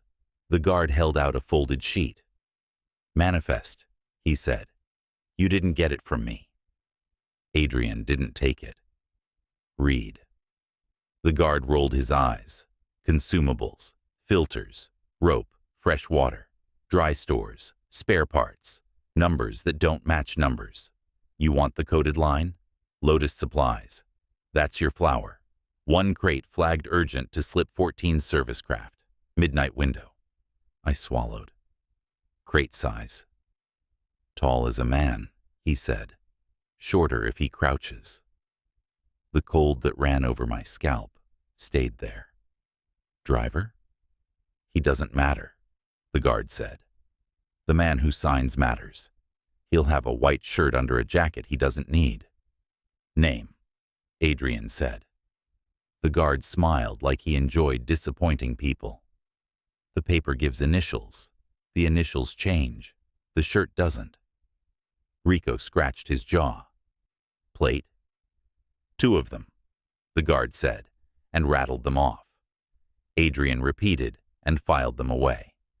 They'll swap once they're clear. They think that trick is new. A black SUV slid across the far end of the yard, smooth as a shark. It paused by the Beetle, just long enough for the driver to look, then rolled on. The tinted window lowered a thumb's width, and a white shirt glowed behind it like a washed bone. He didn't look our way. He didn't need to. The guard went still, the way men go still when they know the man in the car knows their middle name. Your 5 minutes, he said, voice flatter. 4 now. Across the fence, 2 men hauled a crate on a dolly. Metal straps, corners reinforced. No markings that meant anything. One of the men wore gloves he wouldn't need for rope. They pushed too carefully for anything that didn't bruise. The Beetle's lights flicked once. A yes. We could hit them at the alley, I said. And get swallowed, Rico said. You hit when it helps, not when it feels good. Where does the Beetle tie off? Adrian asked. Service pier behind 14, the guard said. They like that wall. No cameras that work. No drunks who talk. You didn't hear that last part. Which hour? I asked. 11 to 1, he said. They like the hour when the shift thinks the next shift is coming, and no one wants to make a mess right then. The cheap phone buzzed in my pocket. Once. Then again. I kept looking through the wire. The guard checked over his shoulder. A figure had appeared by the yard office. Not big, not loud. The kind of presence that makes other men's shoulders square. The figure lifted a hand. Our guard lowered the wire and stepped back to our side, like he had never left. You never saw me, he said, and the boredom was gone. Fear had shown up and taken its seat.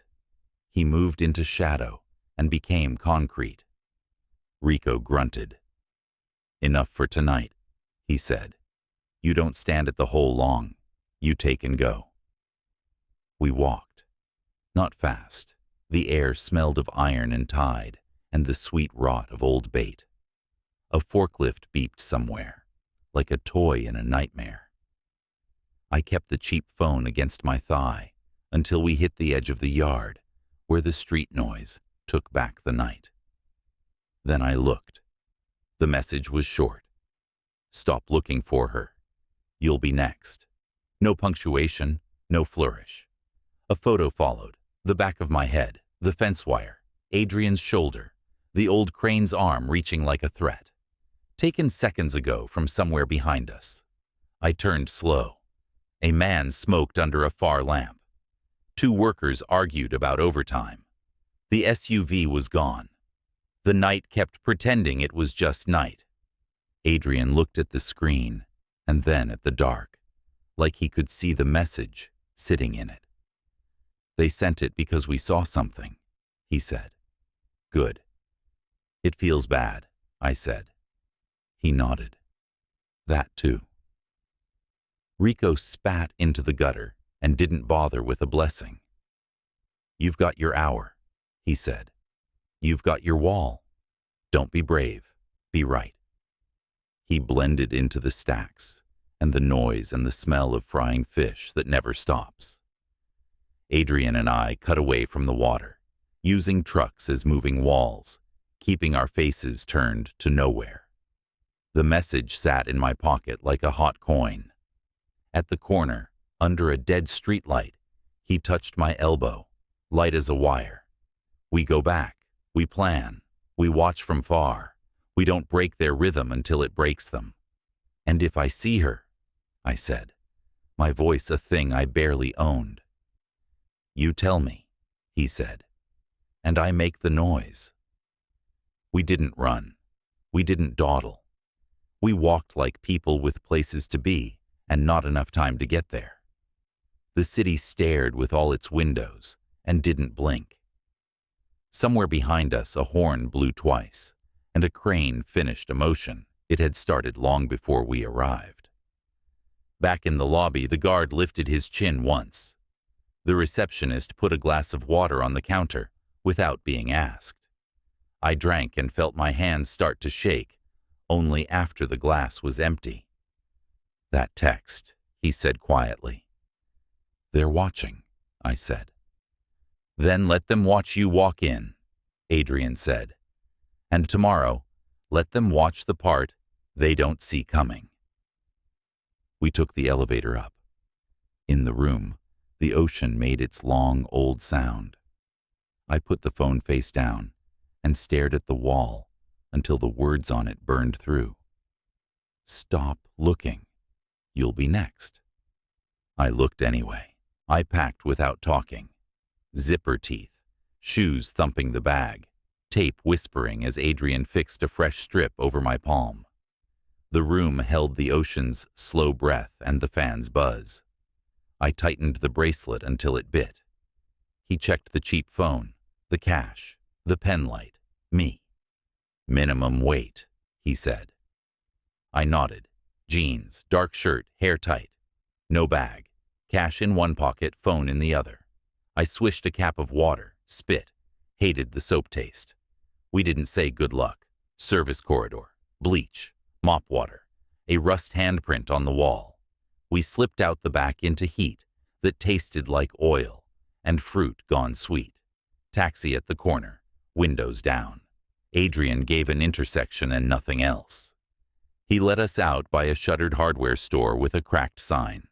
A second taxi 2 streets over paid in small bills. We got dropped where the road pitched to the docks, and the light went sodium orange. Chains clanked. A crane groaned like old bone. We walked. The air cooled without getting cool. Salt and diesel pushed out hot rubber.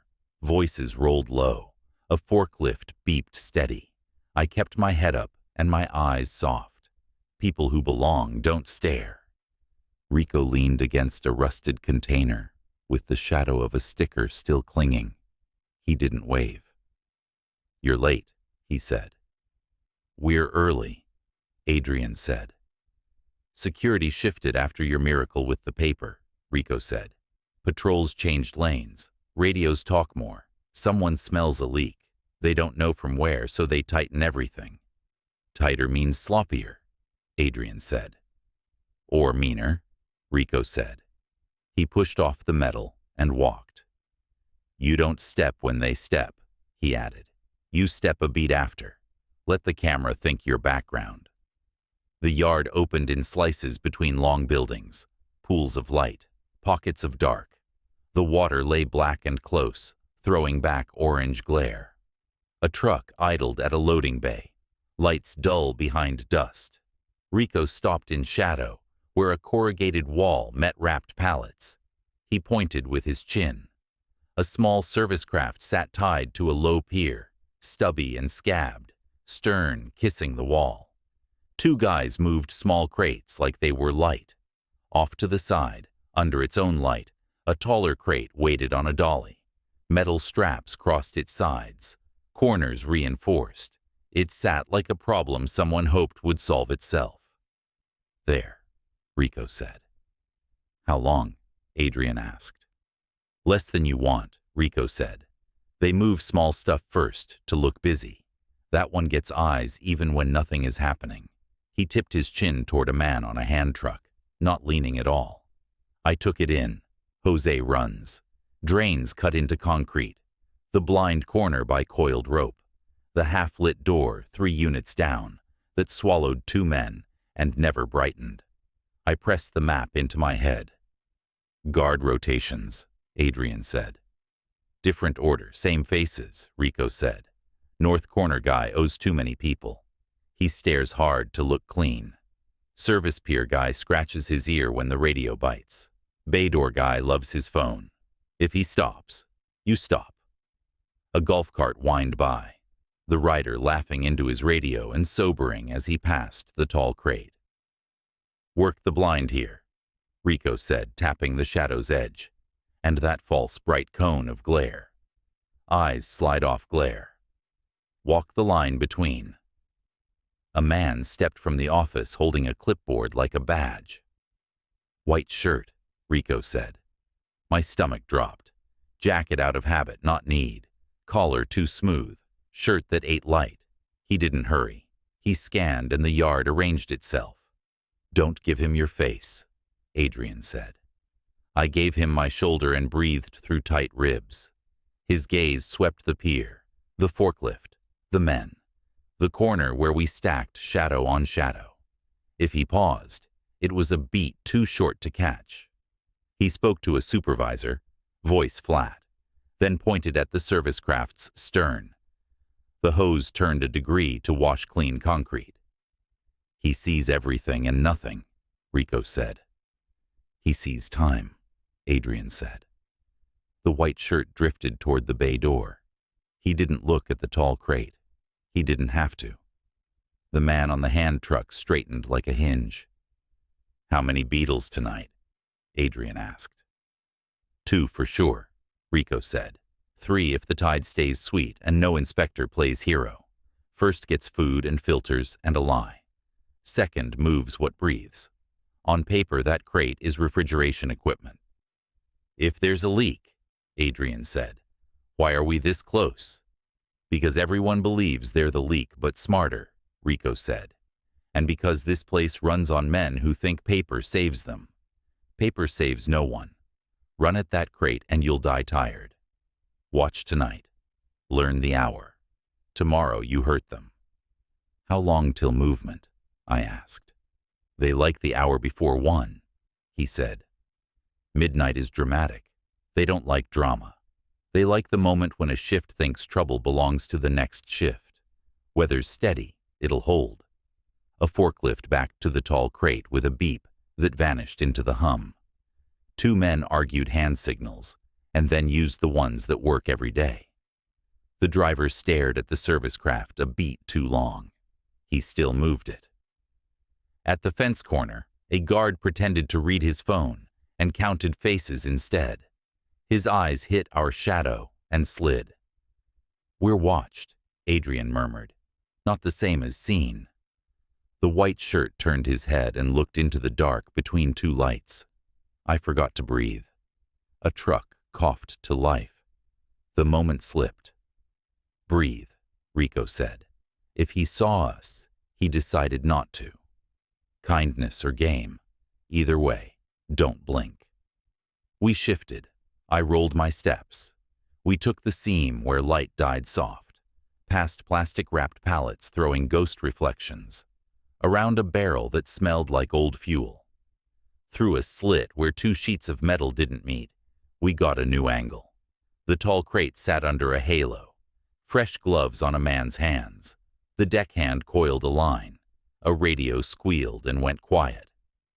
See the gap above the office door, Rico said. Thin glass, a slow figure moving.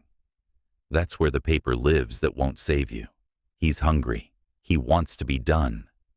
Hungry makes mistakes, Adrian said. Hungry eats faster, Rico said. 1 pass to the other side for a cleaner look, then disappear for an hour. Do not stand in the same shadow twice. I'm not a story, I said. Then act like it, he said. We slid along the wall, past a humming door, past bleach buckets, past a sign that said no smoking and a man smoking under it. The new angle gave the service craft's stern full on. The cleat sat like a fist. A man on deck checked a strap, checked it again, checked the next, because checking didn't fix the feeling in his gut. The straps across the crate threw long X's on concrete. White shirt crossed the halo again. He looked through. He said something, and two men moved at once. We waited for his gaze to cut across our shadow. It did, and kept going. Either we were clean, or he had other prey. "Watch," Adrian said. "Leave on my count." I watched. Minutes stretched thin. The crate didn't move. Water lapped. A horn sounded. A metal door slammed. Heads turned. The man who wasn't working watched the men who were. I didn't land my eyes in the same place twice. "Time," Adrian said. We peeled back into deeper dark and let our hearts settle. Rico lifted a hand and listened like concrete could speak. He moved. "Tomorrow or never," he said. "They don't carry a problem 2 nights. If it doesn't go tonight, it goes tomorrow. You don't go tonight. Tomorrow brings smart and loud." "I can wait 1 night if it means I get her alive," I said. "Then you have a chance," Rico said. We reached the seam where yard light ended and street dark began. The port lamps drew a hard line. Beyond it, the night went ordinary.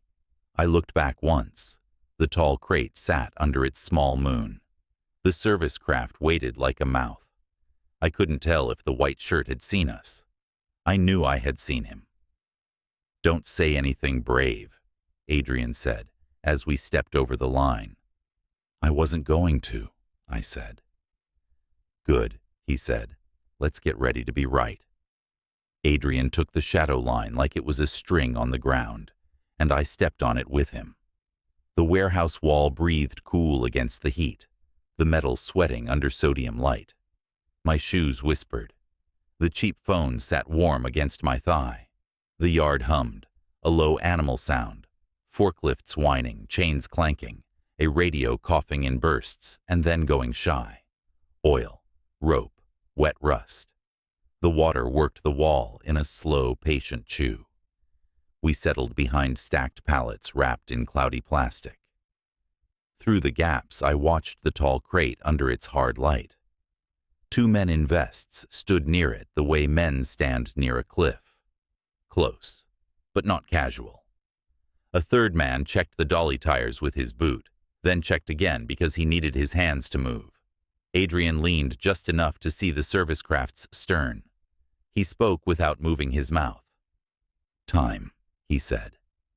I tapped the phone awake. He murmured the minute. I logged it. The forklift that had idled on the far side rolled forward, horn soft as a throat clear. Men flared to make room. The driver lifted, centered, breathed with the machine. The crate rose a finger's width and settled. He eased, lifted again. The straps creaked. "Guard," Adrian said. "Service pier, ear scratch." I clocked him. He pinched once, twice, like he was trying to scrape out a thought. "Gray van," Adrian said. I slid my eyes, no head turn, caught the nose of the van easing along the lane beyond the fence. Same crease in the front panel, different driver. I typed the plate. The guard at the corner pretended to read his phone, eyes counting the men who moved and the ones who watched. The forklift backed, aligned, took the crate's weight for real. The dolly groaned. The crate shook once, a subtle shiver that tightened every muscle in my arms. I didn't know what I felt until I heard it. A sound so thin, I thought I'd imagined it. A cough. Not the deep one of a smoker. A small one. Held in, like someone learned a long time ago that noise costs. I moved before I thought. 2 steps out of the shadow, shoulder turned, face away, like I was only repositioning. Adrian's fingers caught my sleeve and anchored me back. "Not yet," he breathed. I swallowed air that felt like grit. It came again. Faint. Throat clearing into a palm. The crate's ventilation slit faced the wrong way. toward the glare. If I curved into that cone, I could be a reflection, not a person. I could get 10 feet closer. No, Adrian said, low. You break the shape and we lose the hour. It could be her, I said, and hated how my voice thinned on the last word. It could be, he said. It won't be if you make that move now. I gripped the phone until edges bit my palm. I logged the time anyway. Audio. Faint cough. Source likely crate. I typed it because typing made the feeling sit still for a second. The forklift took the crate toward the lane that led to the service craft. No hurry. No show. Just men doing a job they'd done enough to forget what their hands meant. A deckhand on the boat coiled a line and watched without watching. Somewhere out of frame, the white shirt man's gravity still pulled. You could feel the way shoulders stayed squared, even when he wasn't in the light. Scooter, Adrian said. I found it in a reflected sheet of plastic. Helmet loose, visor up, same easy roll. The rider moved along the outer fence, eyes doing the lazy sweep of a man out for air. He took in faces like he was collecting stamps. When he hit our slice of yard, he did what he always did. He pretended he wasn't doing anything at all. He took off the helmet and scratched his head for the benefit of a camera that might not exist. He wasn't looking for us. He was looking for the kind of eyes we had on. We shift, Adrian said. We peeled back and slid to the next shadow. Barrels stacked 3 high, their paint scarred, numbers flaking. Solvent hit my nose, sharp and sweet. A brush stood in a crusted can, like a dead flower. The barrels made a coffin of space. We squeezed into it. My shoulder pressed metal. Adrian's breath warmed my temple. The scooter drifted on, satisfied that nothing obvious was happening. A guard's radio crackled. He lifted his head, changed angle. His flashlight clicked, and the beam walked the ground like a hunter's dog. It licked the edge of our cover and kept going. I pulled my foot back that small, stupid inch, and my heel kissed grit. The scrape sounded like it went forever. The beam came back. Don't breathe, Adrian said. I didn't. The light brushed the barrel. It touched the warp in the plastic wrap around the pallets. It slid onto my shoe and turned the leather into a pale ghost of itself. The guard's steps came close. His radio hissed words I couldn't catch. He listened. He flicked the light up to the roofline, down to the seam at the ground. He took one more slow sweep, and the beam paused a heartbeat on the split between 2 barrels, the black gap where we were. My heart punched my ribs. Adrian's hand shifted to the back of my arm, not to comfort, to remind me which muscle to lock. Move along, a voice said on his radio, lazy. He thumbed the talk button, grunted something non-committal, and the beam slid off. His boots ticked away on pebble and dust. The flashlight bounced once on his thigh and vanished behind a forklift. I took air in a slow pour. My pulse stayed loud. The smell of solvent felt like it had rooted in my tongue. Adrian's hand left my arm. He didn't say good. He didn't say almost. We weren't counting luck out loud. The crate reached the break in the railing where dolly meets ramp. The men changed stance, one at each corner, ready to keep it from tipping into water if the dolly decided to be a joke. The deckhand threw a line for show and caught nothing and threw again and got it. Tying off like tying off mattered. The dolly bumped the lip and took it. The crate slid a foot, then 2. The straps sang under tension. Cough, I whispered. Reflex. I heard nothing, and hating that felt like disloyalty. Maybe the cough had been a pipe. Maybe it had been my brain turning a sound into a shape it wanted. The slit faced away. 10 feet might tell me everything. 10 feet would cost us everything. A man walked toward the barrels. Not a guard. Worker, He unzipped, relieved himself against the far side like the world was his. Steam rose off a dark splash. He hummed a stupid happy tune. Adrian shifted half an inch to shield me with his shoulder, as if a song could point me out. The man zipped, shook his head, and wandered back into the light. Human life kept asserting itself in the middle of the machine. It almost helped. Adrian gave me the minute. I logged it. Crate at ramp. 2 guards. Deckhand. Van at outer lane. Scooter at fence. He murmured plate numbers when the gray van crept again for a better view. I typed. I wrote more than I would need, because writing made the fear sit in a smaller square. The guard at the corner rubbed his ear. The bay doorman put his phone away. The man with the hand truck swapped places with a guy whose legs were fresher. Rhythm. They never kept it identical, but it always circled the same beats. I looked through the plastic wrap, each wrinkle a little river. Closer now, the crate seemed to hum. Not sound, vibration. The way wood talks to itself when it's under strain. I laid my palm flat on the barrel to keep my hand from reaching for something I couldn't touch. The tape tugged. The bracelet scraped. The body remembers. If it's her, I said, and didn't finish. Then we see where she goes, Adrian said, and we cut the road behind them. He slanted a look. Tomorrow we take her away once, not twice. I wanted to pick a fight because it would be easier than staying in my body. I didn't.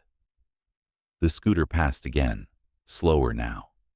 The rider tapped his helmet with 2 fingers. A shape near the corner answered with a chin. Code that said, "We're good," or "We're not." Hard to tell with men who like to play at being invisible.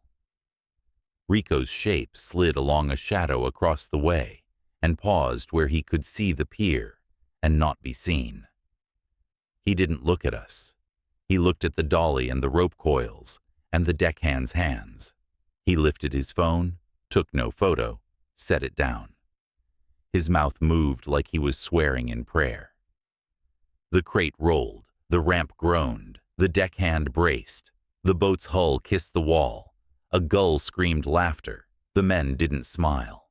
At the top of the ramp, the crate hesitated, like it was thinking, then crossed.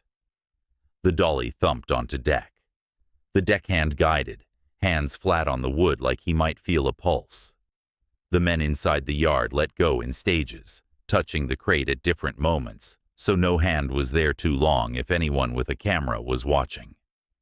A radio popped. I flinched. Someone said copy. Someone else said clear. The white shirt man walked the far edge of the yard, with a supervisor at his shoulder, and never turned his head. The supervisor nodded too many times like he was trying to get a point. The guard who had flashed the light on my shoe came back down the lane, slower now, boredom returning. He stopped and stared at the barrels. For a second I thought he'd found us. Then I saw the cigarette burn he had stuck behind the label and forgot and remembered. He tugged it out, lit it cupped, inhaled like it hurt, exhaled into his shirt. "We can't stay in this hole," Adrian said.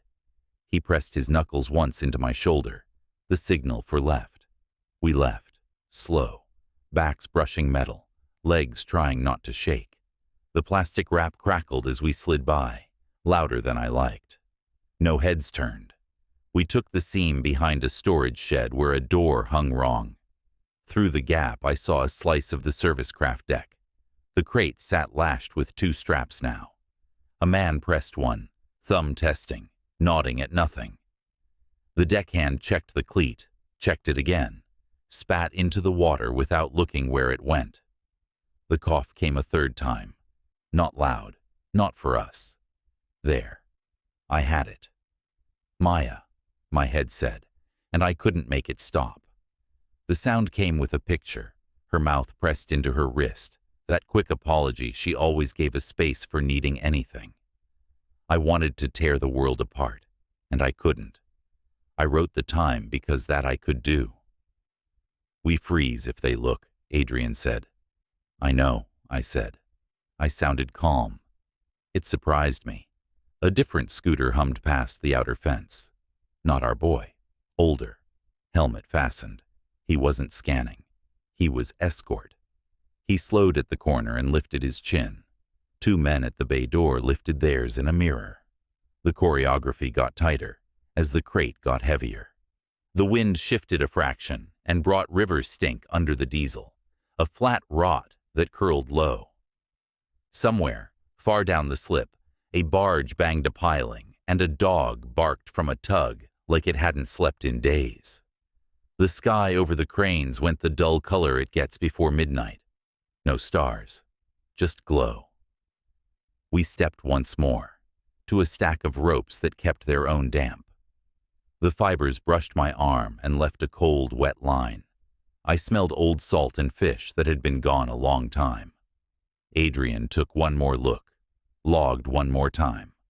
I wrote with my thumb without watching the keys. Enough, he said. We have the hour they like. We have the way they touch it. We have the van plates twice. We have the cough. I stared at the deck until the straps blurred. The deckhand ran his hand along the wood and paused at a knot. He pressed it, a tiny human gesture, like maybe he had a sister who hummed to herself when she was afraid. He wiped his palm on his shirt and went back to work. We peeled out the way we came in, shadow to shadow, seam to seam. The flashlight didn't return. The scooter didn't loop again. Our bodies remembered the map around the same time our brains did. At the line where the yard's light ended and the street's dark began, we stopped. The port noise thinned into city noise. A car went by with music too loud for the hour. Someone laughed into a phone. The night tried to be ordinary and almost got away with it. Adrian looked at me. Not a question, a check. I nodded. I had my breath. I had the time. I had a sound I would hear in my sleep. We walked. We didn't run. The lamps behind us threw long spines over the water, and the service craft sat there with a crate lashed to its deck, as calm as a thing that had done this before. Tomorrow, I told the bracelet under my sleeve. Hold one more night. The street dark felt thinner, then the yard dark. Noise changed shape. Music leaked from a car, then a laugh, then the sea again. I could still feel the barrels on my shoulder and the ropes damp on my arm. The cheap phone buzzed against my thigh. Once, then again. I checked it in the shadow of a dead billboard. Rico. Last load tonight before departure. You move tomorrow or never. I showed Adrian. He read it twice like the words might change under his eyes. Good, he said. A clock. Not good, I said. Better than guessing. We cut 2 blocks away, then back toward the water down a different street. Eat, drink, breathe. None of it made sense right now. We stopped under a busted lamp where the glow from the port curled in like smoke. Say it, I said. Tomorrow, midnight window, he said. We watch them strap down. We let them think routine will save them. Then we take that routine away. How? Noise, he said. At the right second, not before. A spill, a shout, a light that shouldn't be there. Men like this hate improvising under cameras. And the crate? We keep it off the water, he said. If it's already on, we keep the craft at the wall. They won't want attention. They'll delay. Delay gives us doors. I nodded because moving air is sometimes the only control you have. Why are you doing this? I asked, and it came out small. Not because I doubted him, because I needed to know where my partner's bones were. He leaned back into the brick and looked at the slice of sky like it might answer. I failed once, he said. My sister. I moved too fast in the wrong minute. Got loud for me, not for her. She vanished in the space I made. I waited. "I don't get to fix that," he said, "but I don't repeat it." He didn't dress the words up. The air pressed around them. "I'm sorry," I said, and meant it, and hated how thin it sounded. He lifted one shoulder. "Save your sorry for after." We looped around the block to bleed any tail we didn't see. A bus hissed, a door folded, 2 tired men got off and became part of the night. I kept wanting to turn and look for a white shirt in a car window. I didn't. My neck held its line. "Tools," I said. "We have cash and a flashlight." "We have more," he said. "A yard manager who hates being made a fool. A guard who wants to stay bought and quiet. 1,000 eyes that like watching men argue. A city that speeds up when a woman screams." His face didn't change. "And timing." "You trust the guard?" "I trust the guard to protect himself first," he said. "That's useful." "And the manager?" "He wants a laugh back," Adrian said. "We can give it to him." We cut down a lane where a cat gnawed a fish head like it had the patience of a saint. Oil rainbowed the puddles under our feet. The port's hum deepened.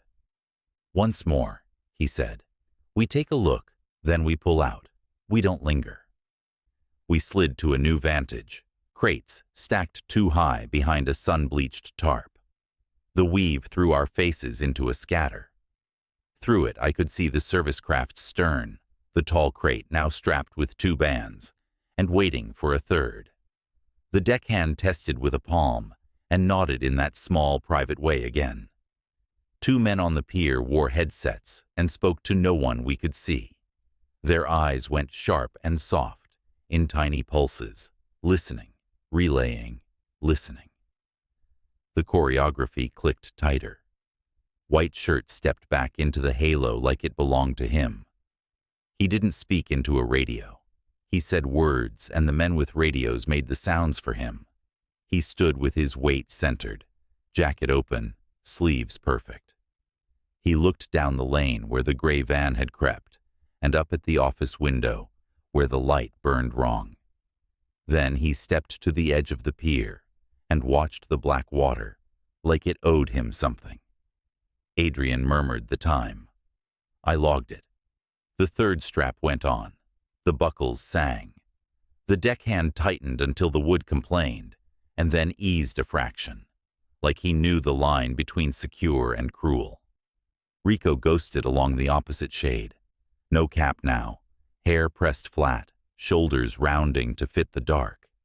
He didn't come near us. He watched the headset men. He watched the door where freight paperwork lived. He watched the corner where a guard scratched his ear and pretended it meant nothing. A movement that didn't fit prickled my neck.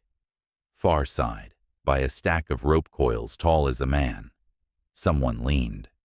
He wasn't in uniform, not a worker either. Clean shoes, shirt open at the throat. He held a cigarette he never lit and played with the filter until it bent. His eyes sat lazy in his face until they weren't. He found us through the tarp, like he had the blueprint for the yard in his head. He didn't point. He didn't call out. He tilted his mouth at one side. Not a smile. Something smaller and meaner. I felt the look land on my skin, like rain before a storm. "Seen," I said. "I have him," Adrian said. "He isn't moving. He wants us to know." "Why?" I whispered. "So you think about him on your way home," he said. "So you sleep worse." The cigarette man tapped ash that didn't exist and looked away toward the white shirt. Signal or worship, hard to tell. The headset men changed posture by a degree. The deckhand checked the strap again. The crate was a black shape now with lines cutting it into obedient pieces. I listened for the cough and heard only engines and a long, low ship's horn from beyond the breakwater. My phone buzzed. One word from Rico. Tomorrow. Adrian read it over my shoulder and shook his head a millimeter. "We're done," he said. "They'll smell any more standing." We peeled back. The tarp whispered. The rope coils soaked the air with old ocean.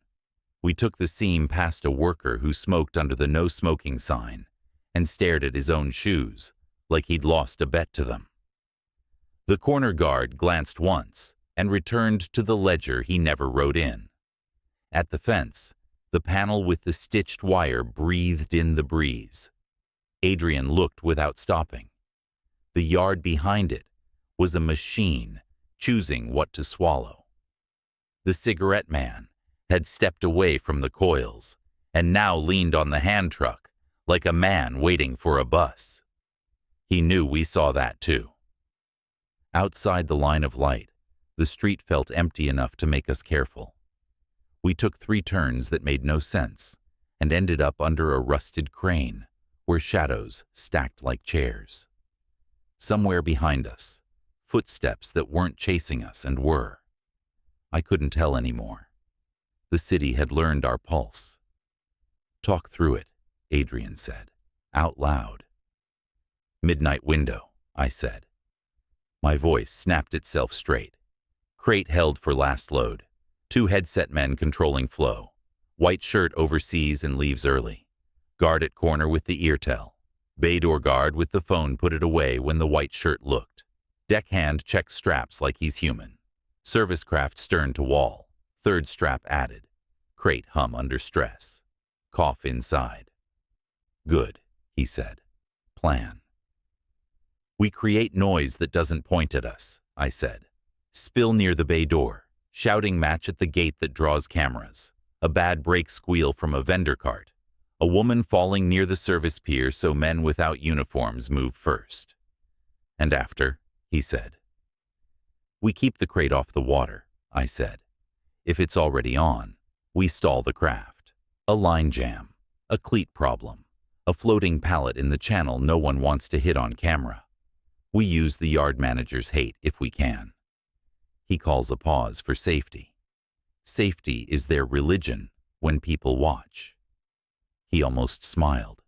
"You're learning the language." "I don't want to speak it," I said. "You won't have to for long." We walked, not fast, not slow. A pair of night fishermen argued over bait by the railing and didn't notice the world beside them breaking its own rules. The cheap phone buzzed again. The unknown number with no name. I didn't look.